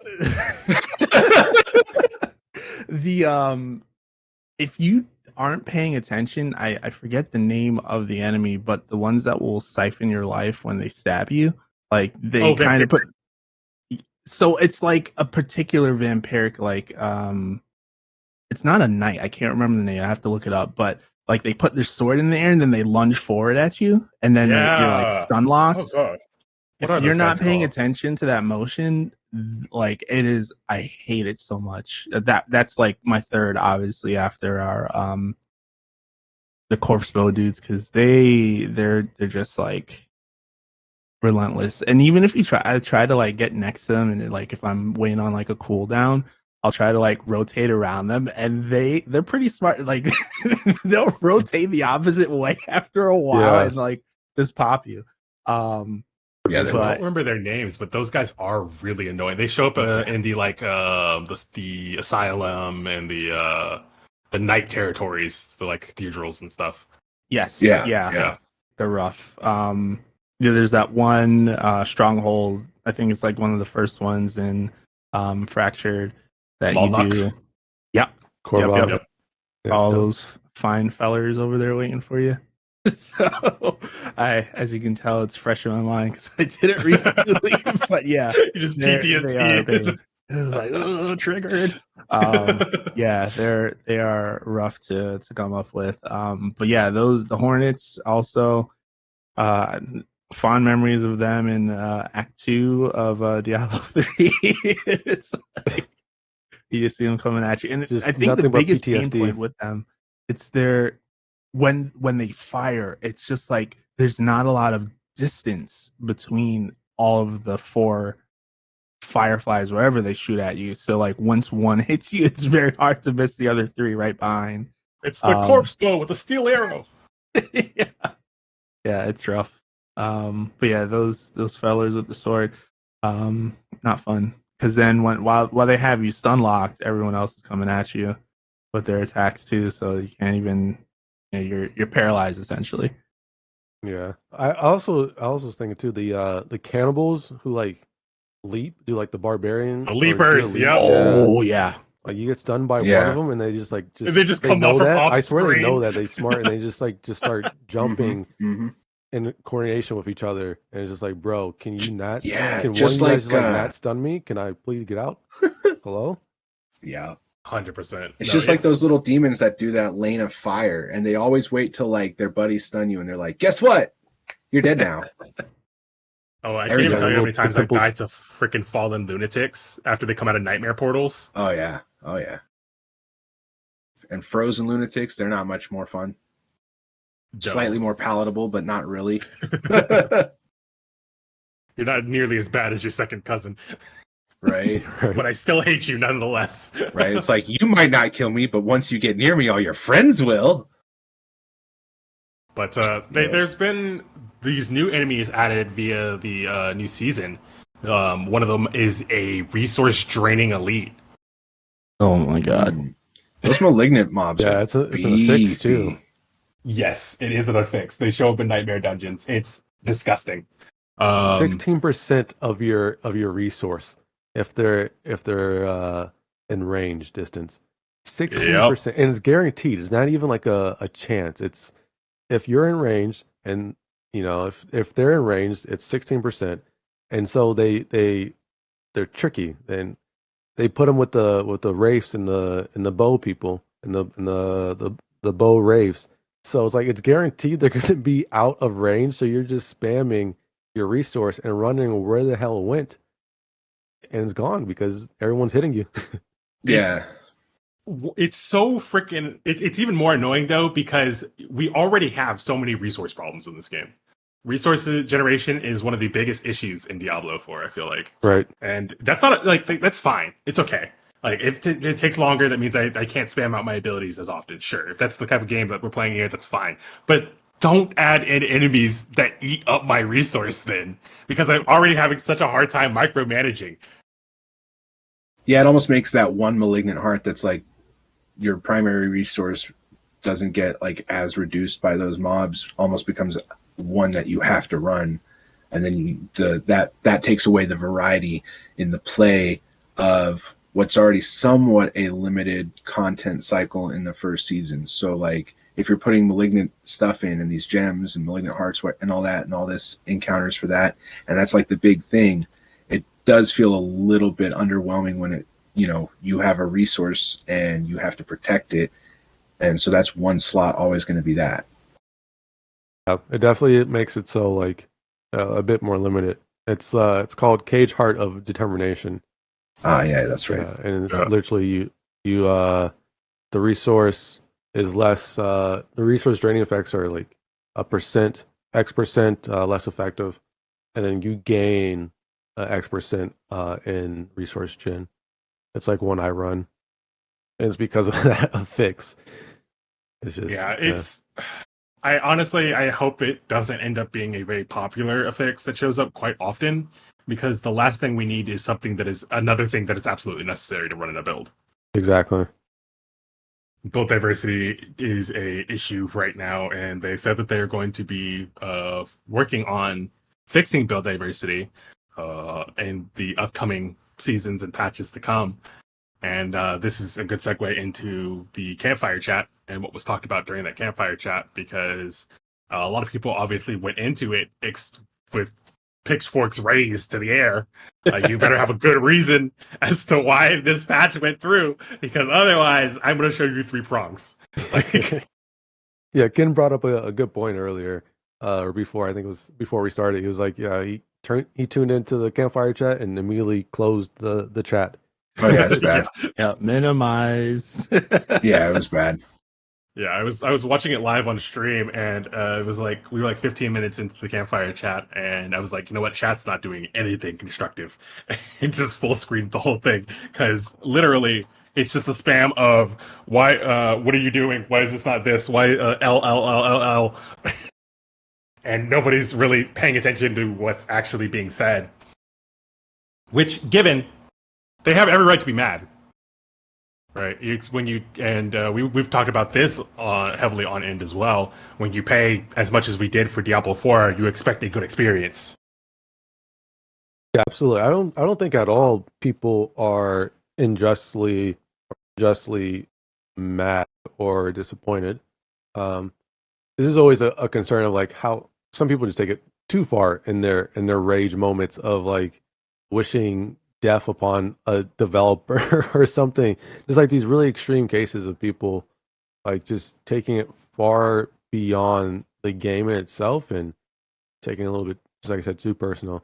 But I agree with you in that like people are very within their own right to be upset and to be disappointed and to also just like uninstall and not want to play anymore for some of the things that they introduce. Yeah, 100%. And I do want to preface this for everybody listening, because I just want to make sure it's clear. We all we all have our viewpoints on the patch and how it felt, and what we think of the game, state of the game right now. But in under no circumstances is it should you ever send death threats to a developer due to a patch. Definitely. Right, this is a game, first and foremost. Acceptable. Somebody's livelihood is built off of this, sure. And maybe you're making money off of this game, sure. However, sending death threats to a game director, a vice associate game director, the community manager, sending death threats at all is 100% beyond the scope of acceptance for disappointment or just sheer dislike at a point, right? Yeah, and it's also a very good way to get the feds to show up at your door, because they don't take that stuff lightly. Exactly. And the one thing I definitely also wanted to cover was how tired they looked. Yeah. One of them tweeted out that everybody was saying that they look tired. He's like, "Yo, I'm 42. This is just how I look now." And I gotta say, I'm almost 40, and I don't look that tired. But yeah, they definitely look like they've been working very hard on this, and like I appreciate the work they put into it, and I definitely, I see where they're going with it. I know one of the things they did talk about that's more of a season 3 thing is the incoming leaderboards. And I know in the previous episode that I was on when we talked, then we had talked about how I felt this new Malignant Tunnel mechanic gives them room to put in like new content, because it gives them a raid space that they can put into the area. And the way they implemented that, I feel like this season 3 leaderboard they talked about, it's not going to be, based on a nightmare dungeon. It's not going to be based on how high your item level is or anything like that. What they want to do is have a specific like engagement, and it's like something that you go in to try to like beat somebody else's high score kind of thing. So whether that is this specific engagement is time and the fastest person gets the highest score, or whether it's like something along that boss gauntlet idea that I've floated before, where like they can make you fight bosses in sequence and harder versions of those bosses until like finally they kill you. But like, you know, that gauntlet could be that leaderboard space, you know, something like that. So I'm excited to see what they do with that in season 3. But you know, that's you know, half a year or so from now or more. Yes, and I'm excited to see what content comes with that leaderboard, because they said specifically that they are trying to formulate content that is leaderboard friendly, because Exactly. they right now don't want to just tie it to Nightmare Dungeon Exactly. completions or Yeah. Uber Pinnacle completions, because it's not always going to be a accurate displacement of skill. Yeah, And I agree. yeah, 100% agree with that sentiment. I think that if anything, it should be tied to something that's similar to like a boss rush or a floor clear rate, something that would either be time gated or Yep. require you to use multiple different tools at your disposal. Yeah. But I'm personally really looking forward to that. I mean, like right now, it obviously, hopefully, there will be a PvP implementation as well. Because Yeah. one thing I will say is that PvP That would in this be cool. game is a lot of fun. That one would probably have the easiest leaderboard to implement. I mean, because you could just do it on those currency, the PvP currency, and whoever like accumulates the most, well, you're the baddest badass, I guess. Yeah, I mean, right now I wouldn't say PvP is balanced, so they would have to True. take a look at PvP beforehand. But True. it definitely could use some sort of competitive Oh yeah. something to show or strive for, I guess, aside from just the pure PvP cosmetics at this point. Those ears are really fun to pick up. They don't do anything, but I have a couple of them in my internal stash just because. Yeah, I think for me, I'm definitely, when I heard about leaderboards, I very excited about that, because from like a beginning budding D4 content creator, it'd be nice to have something to try to like showcase my talents in a way that helps me and helps my channel and my community grow, you know? Um, so that's why I'm personally excited for leaderboards, just to give something outside of just me streaming, and a different idea for me to create some content around. I'm really enjoying that, or I really enjoy the prospects of that being a thing. Yeah, I mean, because let's be honest, there's only so many things you can do builds based off of, right? And that's the primary content for these type of games. At least as of now, is build. What build are you running? What's your build? How are you doing this? What's your, like? Because we can all run the same stuff to an extent. Yet obviously it's either it'll be level gated or material gated or something. But we can all pretty much run the same content, so it all comes down to what build you're running. But if you've been running the same build consistently and you don't change out your build, you still need to provide content that is engaging. Yep. I agree. That's why I got some things to make like props videos, and or to like point claim or something. I have like a barbarian beard knit hat thing, stuff like that. So Yeah. like it's not just build stuff. Like I've been trying to think outside the box in that respect. Yeah, and I mean, like, hey, I mean, like, if you can come up with something that's entirely uniquely yours, that's even better. Yeah, I made a song about my barbarian, and then I stopped playing him. Well, Barbarian's not in a great spot right now. No. I want to talk a bit about the immediate changes that they brought about in the campfire chat here in a second. But before that, I wanted to get some thoughts here from Ken. Ken, I just wanted to, like, as an individual who is playing Diablo and assumably will be playing Diablo for the future, and we talked a bit about this when we were hanging out with the for Freedom Day with the rest of those guys. But it's like, what are you wanting to get out of this game? What are you looking for, essentially? For me, it's variety. I really want to be able to dive into all of the other characters and classes, and not from like a guide standpoint, for a different experience. And I feel like that's what's great about Diablo is each character and each class feels different. Um, the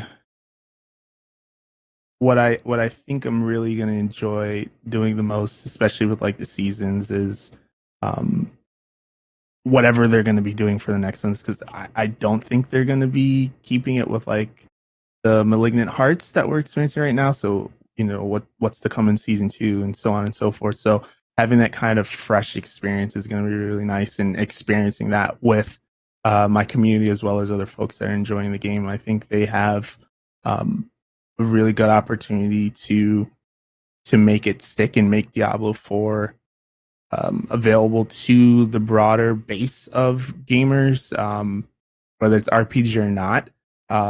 It's really nice. And I know that it mentioned the possibility of entertaining matchmaking and bringing that at some point down the road.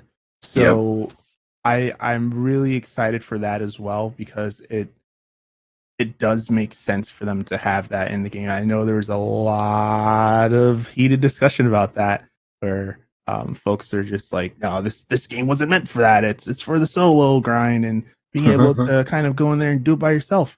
It's like, if that was the case, why did they include match or not matching? Why did they include crossplay and Or cross group buffs. Yeah, party buffs. Yeah, exactly. Yeah, there's a reason why they're doing this, and um, I've spoken with folks that are playing Diablo. This is like their first foray. They haven't really played too many other RPGs. I have one good friend who played a lot of WoW, and so just talking with him and asking his opinion on that, he's like, yeah, like having some kind of in-game matchmaking for whether it's nightmare dungeons or even just like completing campaign, or folks who probably want to go through and run campaign again. At some point I'm tempted to do that, because this is probably the best story I've played since maybe GTA 5. Fair. Like this, it was such an experience, and it was so easy to get immersed in what the game was, and having the ability to like build out a community with those types of experiences, I think would be fantastic. So if that's something like going down the road, I'm not saying I'm going to be like, oh, we're going to do like campaign carries or anything like that, but I think there are some creators that would appeal to, and for the longevity of the game, I think it's really important to have that implementation. 100% agree. And I think personally, this is just my reasoning as to why it's not already in the game, but I think it has a lot to do with the crossplay functionality in and of itself. They've mentioned before that getting all the certificates and all of the good to goes on implementations. It takes time due to the nature of the game being on different platforms. Yeah. And we all know Sony's track record with crossplay. Which is why I was a little shocked. I was like, oh, that's cool. Yeah. And third-party applications in general messing with their friends lists or party features. They hate that.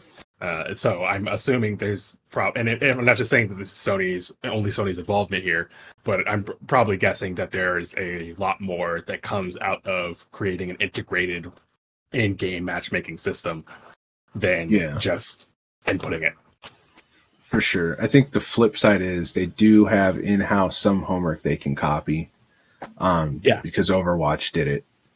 And while they don't typically you don't use the LFGs or anything like that, but they do exist. There are like group matchmaking like outside of just just queuing up. Like you can find people that are like, we want this specific character because we're trying to do this like push, and we need someone who wants to play this hero with this hero, or some kind of thing like that, or whatever it is, or if it's like a custom game. But they implemented that.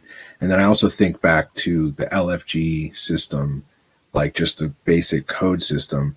They didn't originally have that either, but they implemented it for Warcraft about three expansions in, about midway, and so that took them a long time to go from just having an LFG channel, which also this game doesn't really have, and that would even help. But I can see why that's not something that's going to be as easy to implement either, for the same reasons we talked about. But I think they have enough like homework in house they can copy that they could get there quicker. I think it's probably going to be the last of the things, if I was going to guess, that are on their timeline, or I mean on the things that have no timeline, because minion buffs are probably their priority, and they said that's not even like they don't have a timeline for that. And then they also said loadouts would be something they want to add to the game. So I feel like maybe the loadouts come after LFG, or LFG comes last. I don't really know.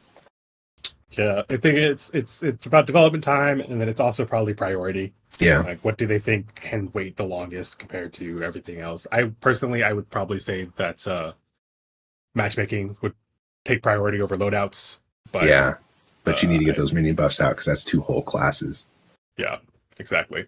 Those minion buffs absolutely need to come out, and that's a good way to segue into the campfire chat notes and the implementations that they said that they're going to be working on going forward. They had a huge Q&A section.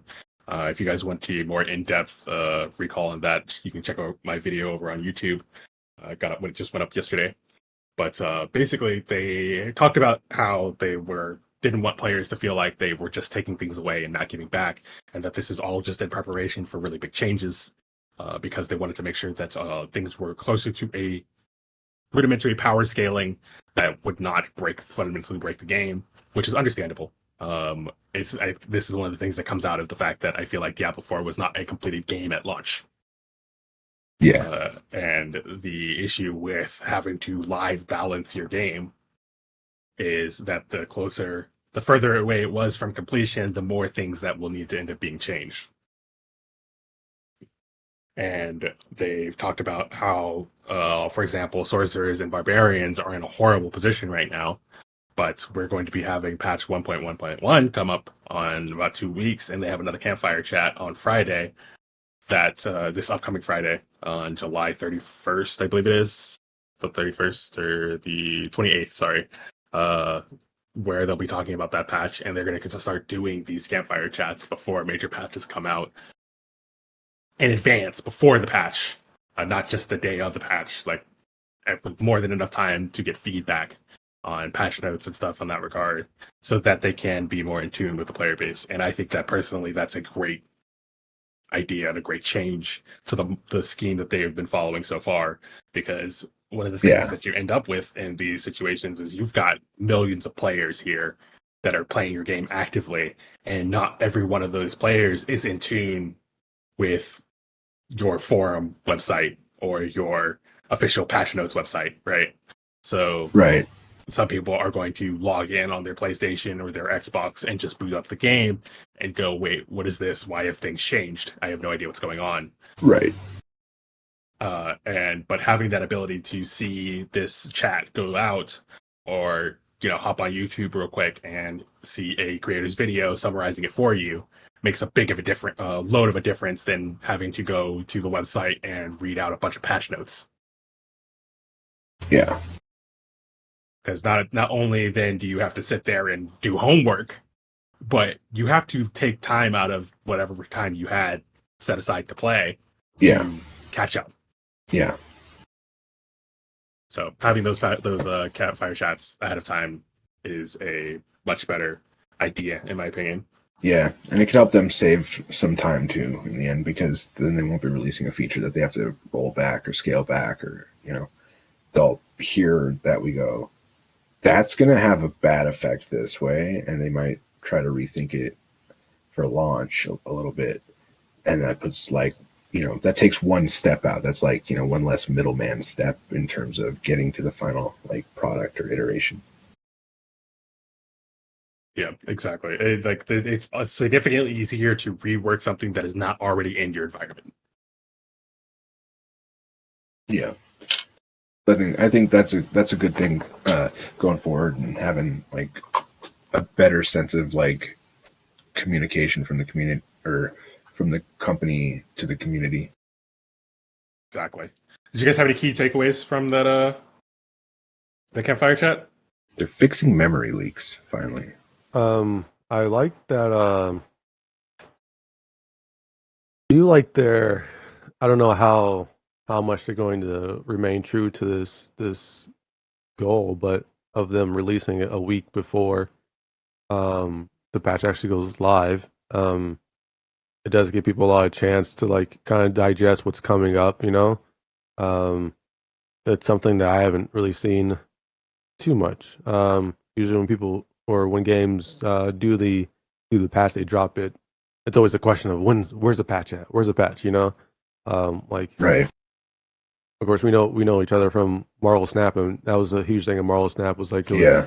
it was like a question. It was always a question on where is the patch and what can we expect to see in this already confirmed update. Right. So that's something I'm looking forward to. I also really just like the way they kind of went about it. Actually, and it sucks that they even had to address how terrible things went, but it was good to see that they owned up to their mistakes and that they are in agreement that yeah, this was a really poorly implemented patch 1.10, and we're going to try to do better in patch 1.1.1. I actually think Sork is going to get a really nice buff because I mean, we talk about this a lot, but we all know that Sork got unnecessarily nerfed into the ground for no reason. Yeah. So I feel like, yeah, I know that they're going to be focused on both Barb and Sorcerer in the patch, and I just have this intuition, or just I have a thought that Sork is going to be buffed a lot, a lot, a lot. So it'd be interesting to see what they do with that. Um, as far as other things, I'm happy that the patch is actually coming soon. That we're going to Yeah. actually see this Yeah. stuff happen in the coming weeks, and not just next season or stuff like that. When there's a lot of other things that are being pushed back to season 2, so I'm excited for new changes to come that are actually within arm's reach or within a week's reach, and not in October or something. And I think of those things, probably other than the memory leaks, I'd say the increased aspect power they were talking about is probably my favorite thing that's supposed to be coming in that, because they were talking about how, or we were talking about how earlier that we feel kind of underpowered, or aspects can feel underwhelming, or there's some aspects that are new that are like, man, that could really be something from like the season content, but it's not quite. And then there's the issue of farming for something really a long time and having it come out weaker than aspect you already have, et cetera, et cetera. So I forget exactly what it was they were going to do with that, but I remember them talking about they were going to address increasing aspect power for legendaries. Yeah, I don't think that's going to be in 1.1.1 specifically, but it is supposed to be coming up here soon. I believe 1.1.1 is almost entirely a sorcerer patch. Okay, fair. Because I am pretty sure this is oh no, we messed up sorcerer really badly in the preseason. We have to fix sorcerer. But Yeah, they were yeah. already planning the changes for patch 1.1.0, and so they just had to start working simultaneously on fixing sorcerer, and barbarian got hit and Right. 1.1.0 as well. So I'm pretty sure barbarian got added on afterwards. Yeah, that's true, because they did really mess that up, and I stopped playing my bard. So that's two No. classes they do have to fix. Yeah. Yeah, I mean, I doubt it's going to be just sorcerer and barbarian changes, but I think it's going to be primarily sorcerer and barbarian changes. Yeah, and Like, that's been almost. confirmed. It's going to be it's going to be primary focus, Sork and Bar, but some more stuff. It should already be implemented, but they are reducing the just like the power level of Nightmare Dungeons. So level 100 will feel like level 70. I think that went live last night or Yeah, that was after the campfire chat and the Yeah. hotfix. Yeah, Well, and then the additional Nightmare Dungeon changes are supposed to be coming later on in future seasons to increase density, yeah, which will exactly. be nice. I mean, and there's also like obvious things too. I'm excited about like the stash tab and stuff like that. Yeah, the stash tab will be 'Cause great. that's just like, yeah, I don't know why it wasn't implemented when you implement something new, but whatever. Um, I'm just glad it's happening. And then there's things like respec costs that's also decreasing, which is like pretty big. Like I think they reduced it by hold on, let me check. Because I had to write it down. Yeah, they're 40%? reducing it by 40%. Oh, that's good. So that's really big considering like how much it takes for for your character for you to respect your character, right? Like Yeah, just and for a especially considering simple how the patch isn't in a good place, there's going to be a lot of people who have to respect. yeah, exactly. So it just makes it more flexible to where like if I wanna it's not just a huge investment. Like if I want to switch uh my complete imbuement build, I can do that and I have to like farm gold for X amount of hours or this many sessions to be able to do that safely without, hurting too much of my bank. And it just gives us more options to like play around with different things. So if I want to experiment with this newly buffed aspect or a newly buffed like skill that you guys added, I can do that without having to, you know, put Take an out a loan. arm and a leg, Yeah. Yeah. Hey, Elias, let me borrow 350. Yeah, no, it's Fire Circ Ride or Die. First off, just gotta say that I don't care what they buff. It's Fire Circ. No, we definitely need the ability to. They want to make everything viable, so we definitely need that ability to mix and match and change out as we play, because otherwise, regardless of whether or not other things are viable, we're never gonna get to check them out unless we roll another character, and nobody wants to do that if just to check out a build. Yeah. especially with like there's like no PTR, so there's like Exactly. you have to True. there has to be some form of exploration in builds that isn't just there has to be some other form of exploration within builds that isn't just you building it on paper and like some action like okay well this looks good but in reality it's actually a lot weaker than what I thought it would be, Right. and so with no PTR I think it would be like pretty cool just to have some other ways to make it easier for us to play around some different things. Yep, 100%. And I'm personally looking forward to this patch. Not because I'm a sorcerer main. That's not it at all. You're I'm not biased at all. purely here for not even a little bit. I am here for the overall health of the game, and whether or not sorcerers become number one after this patch is just cake, icing on the cake. Love it.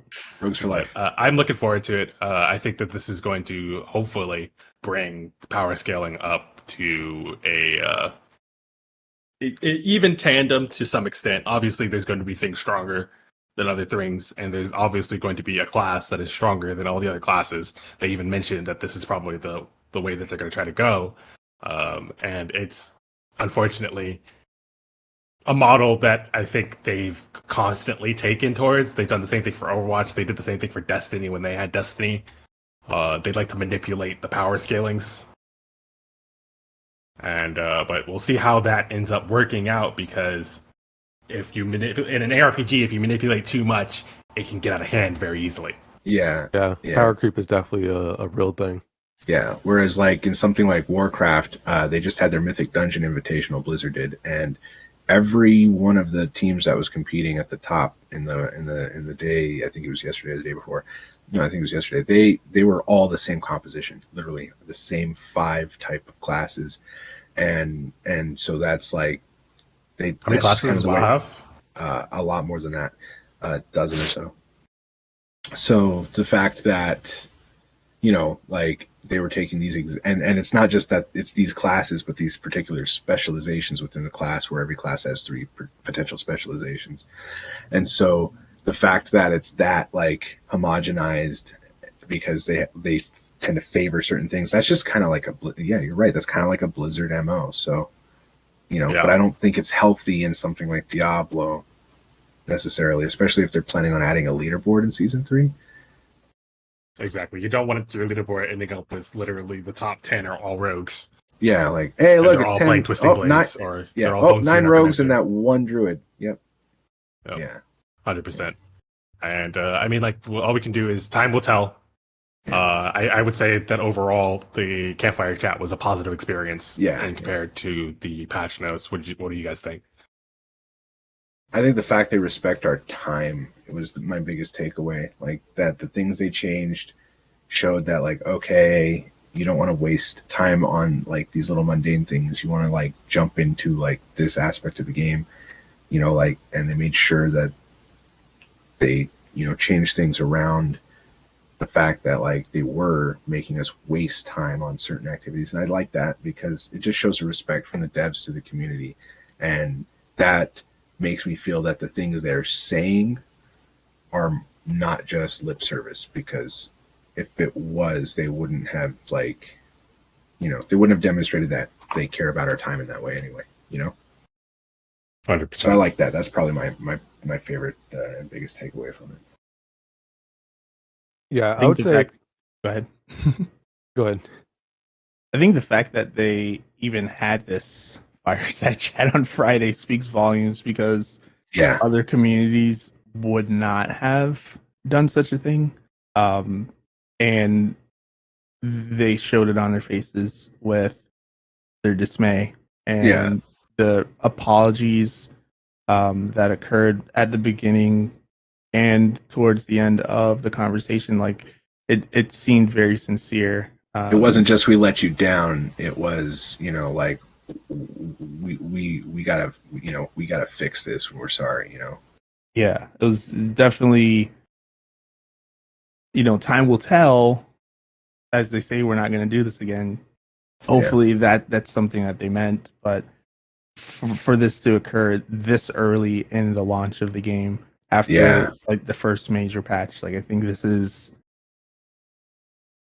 or first major update, I should say, this is promising for what's to come with it, because a lot of people were waiting very long, myself included, for this game to release. Right. And they kind of just gave us lip service and was like, all right, well, that's the changes we made, and hopefully we'll do something in the future. Like they were very, very to the point about not delivering what the player base was looking forward to. And so overall that was good. Of course they had to dodge some things, like there was a question about what was going to happen with some of the campaign bosses that we fought, like Astaroth.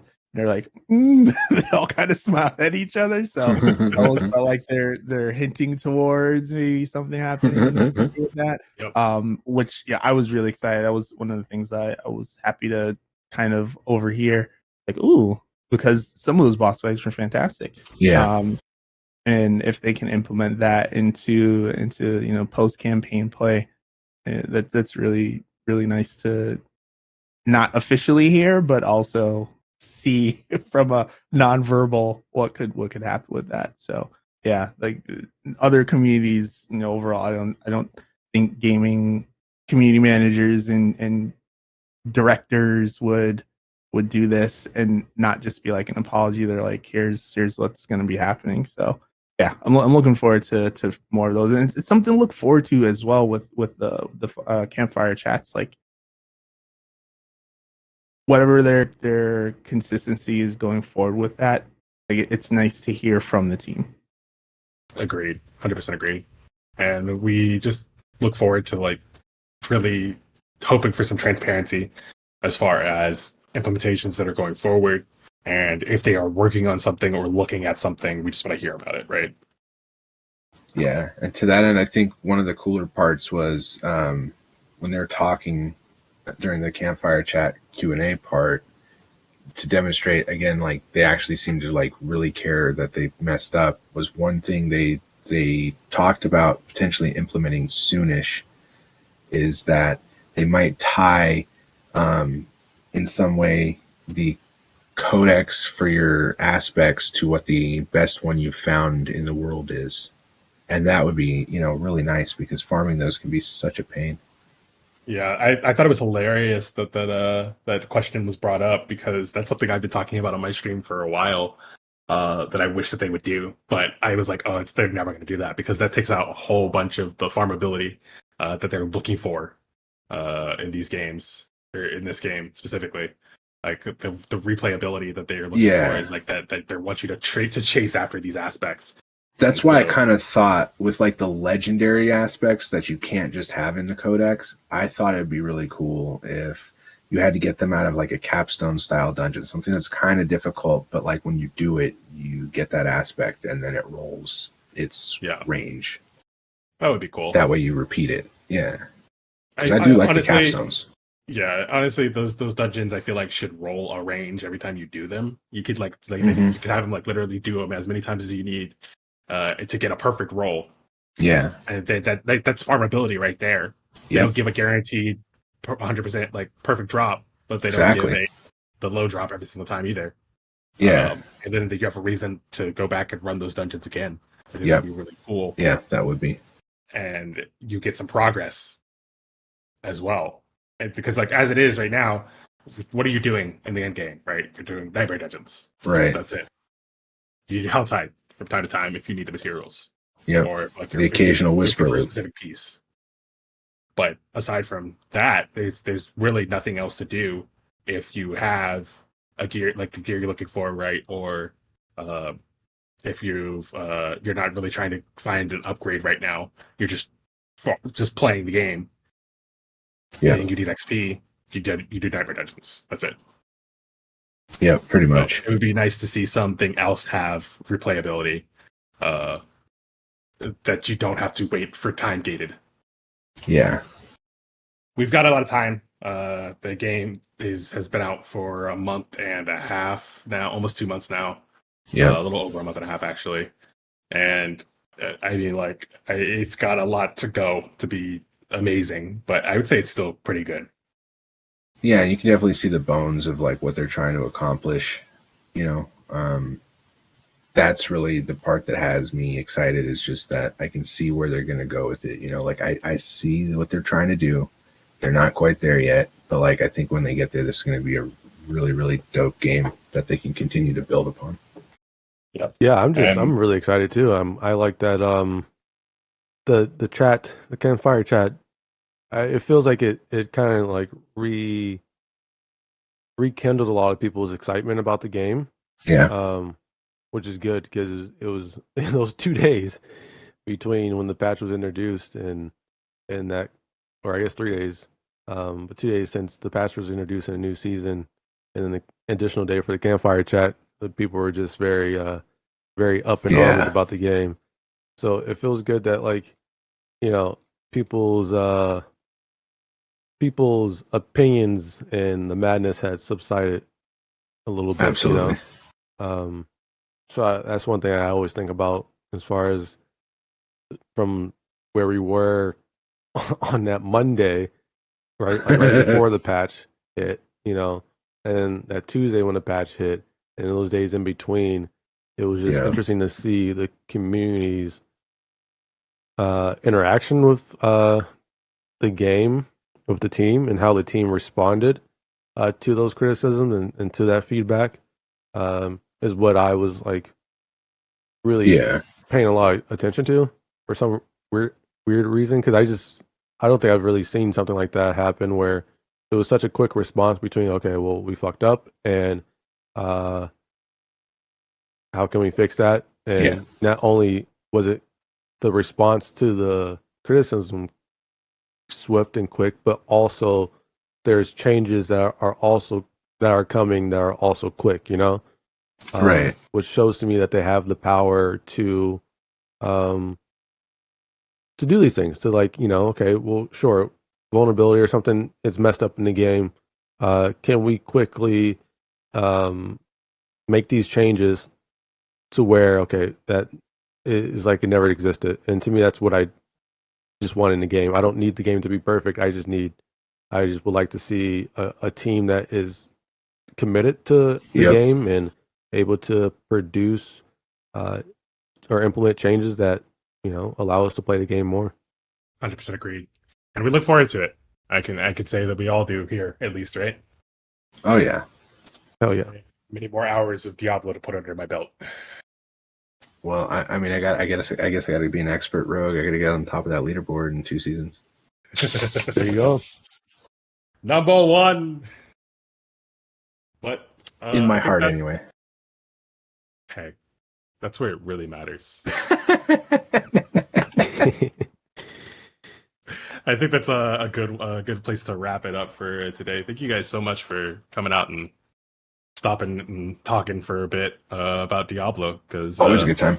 I can talk to Diablo to my girlfriend 24/7 all I want, and she'll sit there and she'll smile and listen, and God bless her for it. But she has no idea what I'm talking about. she plays. She has her necromancer that she's been playing, and she doesn't know what she's doing, but she definitely does play, and she enjoys hitting demons, and honestly, that's all I could ask for. That's very nice.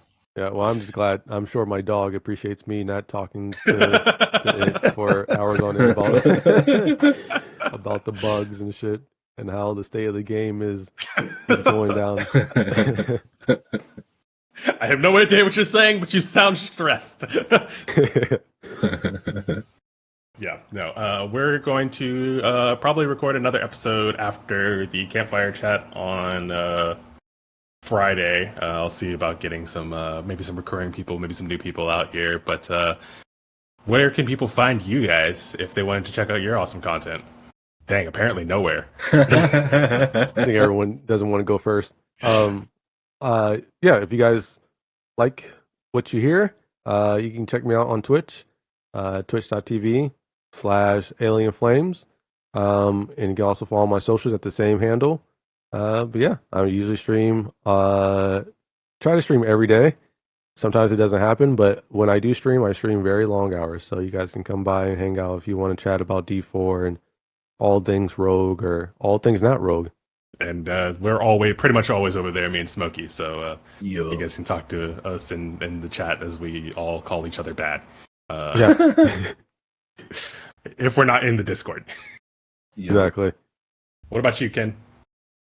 My name's a little hard, so I'll spell it out, but it's right, then an underscore, the letter U is in uniform, then an underscore, the letter R is in red, underscore Ken. So right, you are Ken. So you can find me on Twitch with that handle. Unfortunately, someone's got that on Twitter, so it's Twitch, you are Ken, the same strategy. And I stream 2-3 times a week, usually Mondays and Fridays, and then a day in between. But yeah, right now it's going to be a lot of D4 content, but played a lot of other games like Lost Ark, Call of Duty, and you can find all my socials on my Twitch page, so you don't have to worry about the other handles. But yeah, appreciate y'all having me here, and it was great to have a nice discussion with y'all. Heck yeah, man. It was great talking with you. And I'll be sure to link everybody's socials and Twitches in the description for this episode, so you guys don't have to try to pause and type and pause and type and pause and type when you're writing out kids' handle. You mean the name, the letter, the word? Yeah, you type out underscore. The symbol underscore. Page not found. What's this? You can find me at Twitch. I'm Smokey, and you know this. And all my other social media handles are on that page on the buttons on the bottom.